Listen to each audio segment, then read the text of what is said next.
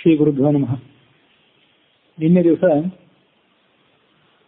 ಷಟ್ಪುರ ನಿವಾಸಿಯಾದಂಥ ನಿಕುಂಭನ ವಧೆ ಮತ್ತು ಬ್ರಹ್ಮದತ್ತನ ಯಜ್ಞ ಇತ್ಯಾದಿಗಳ ಬಗ್ಗೆ ಕೇಳಿದ್ದೇವೆ.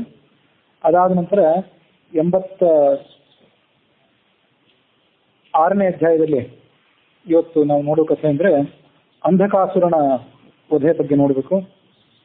ಜನಮೇಜಯ ಕೇಳಿದ, ನಿಮ್ಮಿಂದ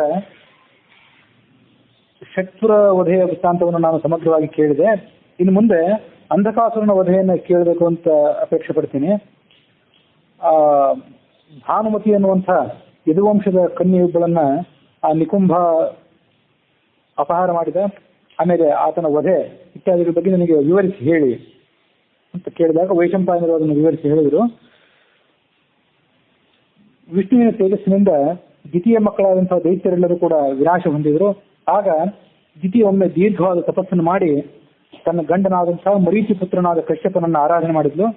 ಆಗ ಕಶ್ಯಪ ಪ್ರಸನ್ನರಾಗಿ ಅವಳಿಗೆ ಹೇಳಿದ, ಪರಿತುಷ್ಟೋಷ್ಣಿತೆ ಭದ್ರೆ ವರಂ ವರಯ ಸುವ್ರತೆ, ನಾನು ನಿನ್ನ ನಿರಂತರವಾದ ಸೇವೆಯಿಂದ ಸಂತುಷ್ಟನಾಗಿದ್ದೇನೆ, ನಿನಗೆ ಬೇಕಾದಂತಹ ವರವನ್ನು ಕೇಳು ಎಂಬುದಾಗಿ ಅವರು ಹೇಳಿದರು.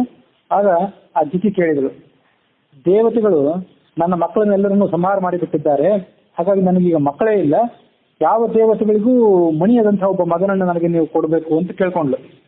ಆಗ ಅವರು ಹೇಳಿದರು, ನಿನಗೆ ಈ ಮುಂದೆ ಹುಟ್ಟುವಂಥ ಮಗ ದೇವತೆಗಳಿಂದ ನಾಶ ಮಾಡಲ್ಪಡ್ತಕ್ಕಂಥವನಲ್ಲ, ಆದರೆ ದೇವದೇವನಾದಂತಹ ರುದ್ರ ಒಬ್ಬನನ್ನು ಬಿಟ್ಟು ಬೇರೆ ದೇವತೆಗಳು ಮಾತ್ರ ಇವನನ್ನು ಕೊಲ್ಲಾರರು. ರುದ್ರನ ಪರಾಕ್ರಮಕ್ಕೆ ಮಾತ್ರ ನಾವು ಪ್ರತಿಯಾಗಿ ಏನನ್ನೂ ಮಾಡಲಾರೆವು. ಹಾಗಾಗಿ ರುದ್ರನ ಸಿಟ್ಟಿನಿಂದ ಈ ನಿನ್ನ ಹುಟ್ಟಲಿರುವ ಮಗನನ್ನ ಪ್ರಯತ್ನಪೂರ್ವಕವಾಗಿ ರಕ್ಷಣೆ ಮಾಡ್ಕೊಳ್ಬೇಕು ಅಂತ ಹೇಳಿದ್ರು ಕಶ್ಯಪರು. ಹೀಗೆ ಕಶ್ಯಪರು ಹೇಳಿ ತನ್ನ ಬೆರಳಿನ ತುದಿಯಿಂದ ದ್ವಿತೀಯ ಹೊಟ್ಟೆಯನ್ನು ಸ್ಪರ್ಶ ಮಾಡಿದ್ರು. ಆ ಸ್ಪರ್ಶ ಮಾತ್ರದಿಂದಲೇ ಆ ದ್ವಿತಿ ಗಂಡು ಮಗುವನ್ನು ಹೆತ್ತಳು. ಆ ಮಗು ಅದ್ಭುತವಾಗಿತ್ತು. ಅದಕ್ಕೆ 1000 ಭುಜಗಳಿದ್ದವು, 1000 ತಲೆಗಳಿದ್ದವು, 2000 ಕಣ್ಣುಗಳಿದ್ದವು ಅದಕ್ಕೆ, ಮತ್ತು 2000 ಕಾಲುಗಳಿದ್ದವು. ಸಹ ವ್ರಜತಿ ಅಂಧವತ್ ತಸ್ಮಾತ್ ಅನಂಧೋಪಿ ಹಿ ಭಾರತ ಸಮಂಧಕೋಜಂ ನಾಮ್ನೇತಿ ಸೋತುಸ್ತತ್ರ ನಿವಾಸಿನಃ. ಆ ದ್ವಿತೀಯ ಮಗ ಅಂಧೇನಾಗಿರ್ಲಿಲ್ಲ, ಆದ್ರೂ ಅವನಿಗೆ ಅಂಧಕಾಸುರ ಅಂತ ಹೆಸರಿತ್ತು. 1000 ಕಣ್ಣಿದ್ದವು, 1000 ಕಾಲಿದ್ದವು, ಇಷ್ಟರ ಅವನ ಪರಾಕ್ರಮ ಇತ್ತು. ಆದ್ರೂ ಅವನಿಗೆ ಅಂಧಕ ಅಂತ ಯಾಕೆ ಕರೀತಿದ್ರು ಅಂದ್ರೆ ಅವನ ನಡಿಗೆ ಕುರುಡನ ನಡಿಗೆ ಅಂತ ಇತ್ತು. 2000 ಕಣ್ಣುಗಳು ಅವನಿಗಿದ್ರೂ ಕೂಡ ಅವನಿಗೆ ಅದನ್ನು ಸರಿಯಾಗಿ ಉಪಯೋಗ ಮಾಡ್ತಿರ್ಲಿಲ್ಲ ಏನೋ, ಹೀಗಾಗಿ ಕುರುಡರಂತೆ ಅವನು ನಡೀತಾ ಇದ್ದಿದ್ದರಿಂದ ಅವನಿಗೆ ಅಂಧಕ ಎಂಬುದಾಗಿ ಬರುತ್ತೆ. ಮುಂದೆ ದೊಡ್ಡ ರಾಕ್ಷಸನಾದ್ರಿಂದ ಅಂಧಕಾಸುರ ಅಂತ ಅವನಿಗೆ ಮತ್ತೆ ಹೆಸರು ಬಂದಿತ್ತು. ಅವನಿಗೆ ಹುಟ್ಟಿದ ಕೂಡಲೇ ಗೊತ್ತಾಯಿತು ನಾನು ಯಾವ ದೇವತೆಗಳಿಗೂ ಮಣಿಯೋ ಅಲ್ಲ ಅಂತ ಹೇಳಿ. ಹಾಗಾಗಿ ತನ್ನ ಬಲವನ್ನು ಆಶ್ರಯಿಸಿ 3 ಲೋಕದಲ್ಲಿರುವಂತಹ ಎಲ್ಲ ಸಂಪತ್ತನ್ನು ಅಪಹಾರ ಮಾಡಲಿಕ್ಕೆ ಪ್ರಾರಂಭ ಮಾಡಿದ. ತನ್ನ ಶಕ್ತಿಯಿಂದ ಅಪ್ಸರೆಯರನ್ನೆಲ್ಲ ಅಪಹಾರ ಮಾಡಿ ತನ್ನ ಅರಮನೆಗೆ ತಂದಿಟ್ಕೊಂಡ. ಇತರ ಪತಿವ್ರತೆಯ ಸ್ತ್ರೀಯರಿಗೆ ಐಶ್ವರ್ಯಕ್ಕೆ ಯಾವತ್ತೂ ಕೂಡ ಆತ ಕಂಟಕನೇ ಆಗಿದ್ದ. ಮತ್ತು ತನ್ನ ಹಿಂಬಾಲಕರಾದಂತಹ ರಾಕ್ಷಸರ ಸಹಾಯದಿಂದ 3 ಲೋಕಗಳನ್ನು ಕೂಡ ಗೆಲ್ಲುತ್ತೇನೆ ಅಂತ ಆತ ಉದ್ಯುಕ್ತನಾಗಿಬಿಟ್ಟ. ಒಮ್ಮೆ ಆತ ಏನು ಮಾಡಿದ ಅಂದ್ರೆ ತನ್ನ ತಂದೆಯಾದಂತಹ ಕಶ್ಯಪನ ಬಳಿಗೆ ಹೋದ. 3 ಲೋಕಗಳನ್ನು ಗೆಲ್ಲಬೇಕು ಅಂತ ಅಪೇಕ್ಷೆ ಇಟ್ಕೊಂಡಿದ್ದೇನೆ ಅಂತ ಹೇಳಿ ತಿಳಿಸಿದ ಅವರಿಗೆ. ಆಗ ಆ ಕಶ್ಯಪರು ಆತನ ದುರಾಲೋಚನೆ ಇತ್ತು, ಅದಕ್ಕೆ ಸೊಪ್ಪು ಹಾಕಲಿಲ್ಲ. ಅವನಿಗೆ ಬುದ್ಧಿ ಹೇಳಿ ಕಳಿಸಿಬಿಟ್ರು. ಆದರೆ ಆತ ಯಾರ ಮಾತನ್ನು ಕೇಳುವಂಥವನಾಗಿರ್ಲಿಲ್ಲ. ಆತನ ಈ ಆಲೋಚನೆ ಅದರ ಸುದ್ದಿ ಇಂದ್ರನಿಗೂ ಕೂಡ ಗೊತ್ತಾಯಿತು. ಇಂದ್ರ ಕಶ್ಯಪರ ಬಳಿಗೆ ಬಂದ. ಕಶ್ಯಪರ ಬಳಿಗೆ ಬಂದು ನಾನೀಗ ಏನು ಮಾಡಬೇಕು,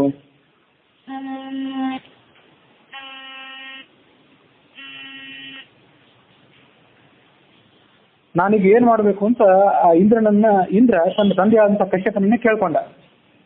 ನನ್ನ ಚಿಕ್ಕ ತಮ್ಮನಾದಂಥ ಈ ಅಂಧಕಾಸುರ ನನಗೆ ಬಹಳ ಉಪಟಳ ಕೊಡ್ತಿದ್ದಾನೆ. ಇವನನ್ನು ನಾವೇನಾದ್ರೂ ಕೊಲ್ಲಬೇಕು ಅಂತ ಪ್ರಯತ್ನ ಮಾಡಿದರೆ ನಮ್ಮ ತಾಯಿಯಾದಂತಹ ದ್ವಿತಿಗೂ ಸಿಟ್ಟು ಬಂದಿತ್ತು. ಆದರೆ ಕೊಲ್ಲದೇ ಇದ್ರೆ ಈತನ ಉಪಟಳ ಮೀರಿತ್ತು. ಹಾಗಾಗಿ ನಾವು ಏನು ಮಾಡಬೇಕು ಅಂತ ಕೇಳಿದ ಇಂದ್ರ. ಆಗ ಕಶ್ಯಪ ಋಷಿಗಳು ಹೇಳಿದರು, ಈ ಅಂಧಕಾಸುರನನ್ನು ನಾನು ತಡಿತೇನೆ, ನಿನಗೆ ಏನು ತೊಂದರೆ ಆಗದಿರುವಂತೆ ನಾನು ನೋಡ್ಕೊಳ್ತೀನಿ, ನೀನು ಹೋಗಿ ಬಾ ಅಂತ ಕಳಿಸಿಕೊಟ್ರು. ಬಹಳ ಕಷ್ಟದಿಂದ ಕಶ್ಯಪರು ಆತನನ್ನ ತಡೆದು ನಿಲ್ಲಿಸಿದರು. ಆ ಅಂಧಕಾಸುರನನ್ನ. ಹೀಗೆ ಆ ಕಶ್ಯಪರು ತಡೆದು ನಿಲ್ಲಿಸಿದ್ರು ಕೂಡ ಆತ ತನ್ನ ಜೈತ್ರ ಯಾತ್ರೆಯನ್ನು ಮುಂದುವರಿಸಿ ಎಲ್ಲ ದೇವತೆಗಳನ್ನು ಕೂಡ ಸದಾ ಪೀಡಿಸ್ತಾನೆ ಇದ್ದ. ಹಲವಾರು ಉಪಾಯಗಳಿಂದ ದೇವತೆಗಳಿಗೆ ಹಿಂಸೆ ಕೊಡ್ತಿದ್ದ. ನಂದನವನದಲ್ಲಿರುವಂತಹ ಅಂದ್ರೆ ನಂದನವನ ಅಂದ್ರೆ ದೇವತೆಗಳ ವನ, ಅಲ್ಲಿರುವಂತಹ ಎಲ್ಲಾ ವೃಕ್ಷಗಳನ್ನು ಧ್ವಂಸ ಮಾಡ್ತಿದ್ದ, ಉದ್ಯಾನವನಗಳನ್ನು ಹಾಳು ಮಾಡ್ತಾ ಇದ್ದ. ಉಚ್ಚೈಶ್ರವಸ್ಸು ಎಂಬುದಾಗಿ ಇಂದ್ರನ ಕುದುರೆ ಏನಿತ್ತು, ಆ ಕುದುರೆಯ ವಂಶಕ್ಕೆ ಸೇರಿದಂತಹ ಕುದುರೆ ವಂಶದಲ್ಲಿ ಹುಟ್ಟಿದಂತಹ ಎಲ್ಲ ಕುದುರೆಗಳನ್ನ ಬಲಾತ್ಕಾರವಾಗಿ ಅಪಹಾರ ಮಾಡಿದ. ಮತ್ತು ಪುಷ್ಪದಂತ ಸಾರ್ವಭೌಮ ಈ ಮೊದಲಾದ ಹೆಸರಿನ 8 ಆನೆಗಳಿವೆ, ದಿಗ್ಗಜಗಳು ಅಂತ ಒಂದು ಕರೀತಾರೆ. ಆ ಅಷ್ಟ ದಿಗ್ಗಜಗಳ ವಂಶದಲ್ಲಿ ಹುಟ್ಟಿರುವಂತಹ ದಿವ್ಯ ಗಜಗಳನ್ನು ಅಪಹಾರ ಮಾಡಿದ. ಮತ್ತು ಉಳಿದ ತಪಸ್ವಿಗಳಾದವರು ಮುನಿಗಳಾದವರು ಮಾಡುವಂತಹ ಯಜ್ಞಗಳಿಗೆ ಆತ ಭಂಜಕನಾಗಿದ್ದ. ಹೀಗೆ ಅಂಧಕನ ಭಯಕ್ಕೆ ಮಣಿದು ಅಲ್ಲಿರುವಂತಹ ಜನರೆಲ್ಲರೂ ಕೂಡ ತಪಸ್ಸು ಮಾಡುವುದನ್ನೇ ನಿಲ್ಲಿಸಿಬಿಟ್ರು, ತಪಸ್ಸು ಮಾಡಲಿಕ್ಕೆ ನಿಲ್ಲಿಸಿದ್ರು ಮತ್ತು ಧಾರ್ಮಿಕ ಕಾರ್ಯಗಳನ್ನು ಮಾಡುವುದನ್ನು ಕೂಡ ನಿಲ್ಲಿಸಿಬಿಟ್ರು. ತಸ್ಯೇಚ್ಛೆಯ ವಾತಿ ವಾಯು ಆದಿತ್ಯಸ್ಯ ತಪಸ್ಯತ ಚಂದ್ರಮಾವ ನಕ್ಷತ್ರ ದೃಶ್ಯತೆ ನೈವ ವಾಪುನಃ. ಸಕಲ ಜಗತ್ತು ಕೂಡ ಆತನ ಇಚ್ಛೆಗೆ ಒಳಪಟ್ಟೆ ನಡ್ಕೊಳ್ತಿತ್ತು. ವಾಯುದೇವ ಆ ಅಂಧಕನ ಇಚ್ಛೆಯ ಅನುಸಾರವಾಗಿ ಬೀರ್ತಿದ್ದ. ಸೂರ್ಯ ಅವನ ಅಭಿಪ್ರಾಯಕ್ಕೆ ಅನುಸಾರವಾಗಿ ಬಿಸಿಲನ್ನ ಕೊಡ್ತಾ ಇದ್ದ ಜಗತ್ತಿಗೆ. ಚಂದ್ರನು ಕೂಡ ನಕ್ಷತ್ರಗಳ ಸಮೇತನಾಗಿ ಈ ಅಂಧಕಾಸುರನಿಗೆ ಅಪೇಕ್ಷೆ ಇದ್ರೆ ತಂಪಾದಂತಹ ಬೆಳದಿಂಗಳನ್ನು ಕೊಡ್ತಿದ್ದ. ಆಕಾಶದಲ್ಲಿ ವಿಮಾನಗಳನ್ನು ತಗೊಂಡು ಏನು ದೇವತೆಗಳು ಸಂಚಾರ ಮಾಡ್ತಿದ್ರು ಈ ಮುಂಚೆ, ಅವರೆಲ್ಲರೂ ಕೂಡ ಅಂಧಕನ ಭಯಕ್ಕೆ ಮಣಿದು ತಮ್ಮ ಸಂಚಾರವನ್ನ ನಿಲ್ಲಿಸಿದ್ರು. ಸಮಗ್ರ ವಿಶ್ವದಲ್ಲಿಯೂ ಕೂಡ ಓಂಕಾರ ವಷಟ್ಕಾರಗಳಿಂದ ಕೂಡಿದಂಥ ಯಜ್ಞಗಳೆಲ್ಲವೂ ನಿಂತು ಹೋದವು. ಅವನು ಭದ್ರಾಷ್ಟ್ರ, ಕೇತುಮಾಲ, ಜಂಬೂದ್ವೀಪ ಹೀಗೆ ಅನೇಕ ಪ್ರದೇಶಗಳ ಮೇಲೆ ಆಕ್ರಮಣ ಮಾಡಿ ಅವರೆಲ್ಲರನ್ನೂ ಕೂಡ ಆ ಸ್ಥಳದಿಂದ ಓಡಿಸಿ ತನ್ನ ಆಧಿಪತ್ಯವನ್ನು ಅಲ್ಲಿ ಸ್ಥಾಪನೆ ಮಾಡಿದ. ದೇವತೆಗಳು ಮತ್ತು ದಾನವರೆಲ್ಲರೂ ಕೂಡ ಭಯದ ಕಾರಣದಿಂದಾಗಿ ಈ ಅಂಧಕಾಸುರನನ್ನ ಗೌರವಿಸ್ತಿದ್ರು.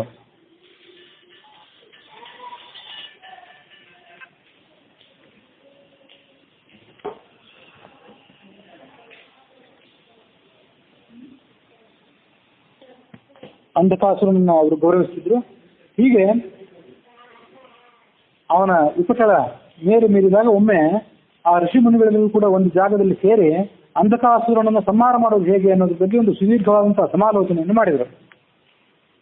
ಆಗ ಬೃಹಸ್ಪತಿ ಆ ಋಷಿಗಳ ಸಮೂಹಕ್ಕೆ ಹೇಳಿದ, ನಾಸ್ಯ ರುದ್ರಾದ್ರತೆ ಮೃತ್ಯು ವಿದ್ಯತೆ ಸ ಕಥಂಚನ. ಈ ಅಂಧಕಾಸುರನಿಗೆ ರುದ್ರನನ್ನು ಬಿಟ್ಟು ಬೇರೆ ಯಾರು ಹಂತಕರೇ ಇಲ್ಲ, ರುದ್ರನನ್ನು ಬಿಟ್ಟು ಬೇರೆ ಯಾರಿಗೂ ಶಕ್ತಿಯೂ ಇಲ್ಲ ಅಂತ ತಿಳಿಸಿದ. ಹೀಗೆ ಕಶ್ಯಪರು ದಿತಿಗೆ ಆ ಮಗನನ್ನ ಕೊಡುವಾಗ ಅವನು ಯಾರಿಗೆ ಮಣಿತಾನೆ ಯಾರಿಗೆ ಮಣಿಯೋದಿಲ್ಲ ಅನ್ನೋ ಸಂಗತಿಯನ್ನು ಹೇಳಿದ್ರಲ್ಲ, ಅದನ್ನ ಈ ಬೃಹಸ್ಪತಿ ತಿಳಿದಿದ್ದ. ಅದನ್ನ ಎಲ್ಲ ಋಷಿಗಳಿಗೂ ಅವರು ತಿಳಿಸಿದರು. ಹಾಗಾಗಿ ನಾವೆಲ್ಲರೂ ಕೂಡ ಋಷಿಗಳಿಗೆ ಇವತ್ತು ಮಾಡಬೇಕಾದಂತಹ ಕೆಲಸ ಏನಂದ್ರೆ, ಭಗವಂತನಾದಂತಹ ಶಂಕರನಿಗೆ ಈ ಸಮಾಚಾರವನ್ನು ತಿಳಿಸಬೇಕು. ಭಗವಂತನಾದಂತಹ ಶಂಕರನಿಗೆ ಈ ಸಮಾಚಾರವನ್ನು ತಿಳಿಸಿ ಈ ಅಂಧಕಾಸುರನನ್ನು ಕೊಲ್ಲು ಎಂಬುದಾಗಿ ವಿಜ್ಞಾಪನೆ ಮಾಡಿಕೊಳ್ಬೇಕು. ಆ ಶಂಕರನೇ ಇದಕ್ಕೆ ಸಮರ್ಥ. ಅವನು ಬ್ರಾಹ್ಮಣರಾದವರು ಮತ್ತು ತಪಸ್ವಿಗಳಾದವರೆಲ್ಲರಿಗೂ ಕೂಡ ಆಶ್ರಯದಾತನಾಗಿದ್ದಾನೆ. ಹಾಗಾಗಿ ಅವನನ್ನೇ ಶರಣ ಹೊಂದೋಣ ಅಂತ ಇವರೆಲ್ಲರೂ ಆಲೋಚನೆ ಮಾಡಿದ್ರು. ಹೀಗೆ ಅವರೆಲ್ಲರೂ ಕೂಡ ಆ ಶಂಕರನ ಬಳಿಗೆ ಹೋಗೋದಕ್ಕಿಂತ ಮೊದಲು ನಾರದರನ್ನು ಭೇಟಿಯಾಗೋಣ, ನಾರದರನ್ನು ಭೇಟಿ ಆದ್ರೆ ಶಂಕರನನ್ನ ಯಾವ ರೀತಿಯಾಗಿ ಒಲಿಸ್ಕೊಳ್ಬೇಕು ಅನ್ನುವಂಥ ಉಪಾಯವನ್ನ ಆ ನಾರದರೇ ನಮಗೆ ತಿಳಿಸ್ತಾರೆ ಅಂತ ಆಲೋಚನೆ ಮಾಡಿದ್ರು. ಹೀಗೆ ನಾರದರ ಕಡೆ ಹೋಗಬೇಕು ಅಂತ ಅವರು ಆಲೋಚನೆ ಮಾಡ್ಕೊಂಡಿದ್ದಾಗಲೇ ನಾರದರೇ ಆ ಆಕಾಶದಿಂದ ಅಲ್ಲಿಗೆ ಇಳಿದು ಬರೋದನ್ನು ಎಲ್ಲರೂ ಕೂಡ ನೋಡಿದರು. ನಾರದನ್ನು ನೋಡಿದ ಕೂಡ ಅವರೆಲ್ಲರೂ ಕೂಡ ಸಂತುಷ್ಟರಾಗಿ ಆ ನಾರದರನ್ನ ಸ್ವಾಗತಿಸಿದ್ರು. ದೇವರ್ಷಯ ಭಗವನ್ ಸಾಧೋ ಕೈಲಾಸಂ ವ್ರಜ ಸತ್ವರಂ ವಿಜ್ಞಪ್ತುಮರ್ಹಸೆ ದೇವಂ ಅಂಧಕಸ್ಯ ವಧೇ ಹರಂ. ನೀನೀಗ ನಮ್ಮ ಇಚ್ಛೆಯಂತೆ ಇಲ್ಲಿ ಪ್ರಾಪ್ತನಾಗಿದ್ದೆ. ಈ ಅಂಧಕಾಸುರನ ಉಪಟಳ ಮೀರಿದೆ. ಹಾಗಾಗಿ ಅಂಧಕಾಸುರನನ್ನು ಕೊಲ್ಲಬೇಕು ಎಂಬುದಾಗಿ ಮಹಾದೇವನಾದಂತಹ ಶಂಕರನನ್ನ ನೀನಿವತ್ತು ಪ್ರಾರ್ಥನೆ ಮಾಡಬೇಕು ಅಂತ ಎಲ್ಲ ಋಷಿಗಳು ಕೇಳ್ಕೊಂಡ್ರು. ಆಗ ನಾರದರು ಹಾಗೇ ಆಗಲಿ ಎಂಬುದಾಗಿ ಹೇಳಿ ನಾರದರು ಆಲೋಚನೆ ಮಾಡಿದ್ರು ಮುಂದೆ ಏನು ಮಾಡಬೇಕು ಅಂತ ಹೇಳಿ. ಮೊದಲು ಆ ದೇವದೇವನಾದಂತಹ ವೃಷಭಧ್ವಜನಾದಂತಹ ಶಂಕರ ಇರುವಂತಹ ಜಾಗ ಅದು ಮಂದಾರ ವನ. ಅನೇಕ ಮಂದಾರ ಪುಷ್ಪಗಳನ್ನ ತನ್ನ ಪತ್ನಿಯಾದಂಥ ಪಾರ್ವತಿಯ ಕಾರಣಕ್ಕಾಗಿ ಶಿವ ಬೆಳೆಸಿದ್ದ. ಅಂಥ ಜಾಗಕ್ಕೆ ಈ ಮಂದಾರ ವನಕ್ಕೆ ನಾರದರು ಬಂದರು.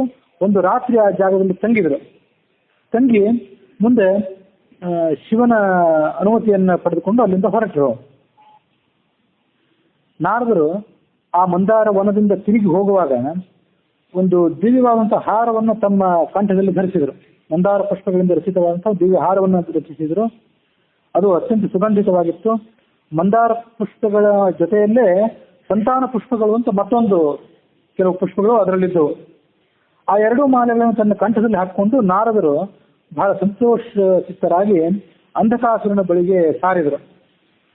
ಅಂಧಕಾಸುರ ಆ ನಾರದರನ್ನು ನೋಡಿದ ಕೂಡಲೇ ಆ ನಾರದರ ಕಂಠದಲ್ಲಿದ್ದಂತಹ ದಿವ್ಯ ಪುಷ್ಪಹಾರ ಇತ್ತಲ್ಲ, ಅದರ ಸುಗಂಧವನ್ನು ಅವನು ಆಗ್ರಹಣ ಮಾಡಿ ಕೂಡಲೇ ನಾರದರನ್ನು ಕೇಳಿದ, ತಪೋಧನವಾದಂತಹ ನಾರದರೇ, ಈ ಸುಂದರವಾದಂತಹ ಹೂವಿನ ಹಾರ ಬಹಳ ಸುಗಂಧವನ್ನು ಬೀರ್ತಾ ಇದೆ, ಈ ಹೂವುಗಳು ಎಲ್ಲಿ ಸಿಗ್ತವೆ ಅದನ್ನು ನನಗೆ ಸ್ವಲ್ಪ ತಿಳಿಸಿ ನೀವು. ಕ್ಷಣಕ್ಕೂ ಆ ಹೂವುಗಳ ಸುಗಂಧ ಮತ್ತು ಸೌಂದರ್ಯ ಎರಡೂ ಹೆಚ್ಚುತ್ತಾ ಇದೆ. ಹಾಗಾಗಿ ನೀವು ದೇವತೆಗಳ ರಾಕ್ಷಸರ ಎಲ್ಲ ಸಂಗತಿಗಳನ್ನು ಬಲ್ಲಂಥವರು, ಅದನ್ನು ನೀವು ನನಗೆ ತಿಳಿಸಿ. ಈ ಸಂತಾನ ವೃಕ್ಷ ಮಂದಾರ ಪುಷ್ಪಗಳು, ಮಂದಾರ ವೃಕ್ಷ ಇದು ಎಲ್ಲಿದೆ, ಅದರ ಒಡೆಯ ಯಾರು, ಅದನ್ನು ತರಲಿಕ್ಕೆ ನನಗೆ ಸಾಧ್ಯವೇ, ಅದನ್ನು ತಿಳಿಸಿ ಅಂತ ಕೇಳ್ಕೊಂಡ್ರು. ಆಗ ನಾರದರು ಆ ಅಂಧಕಾಸುರನ ಬಲಗೈಯನ್ನು ಹಿಡ್ಕೊಂಡು ಹೇಳಿದ್ರಂತೆ, ಮಂದಾರ ಅಂತ ಒಂದು ಶ್ರೇಷ್ಠವಾದಂತಹ ವನ ಇದೆ.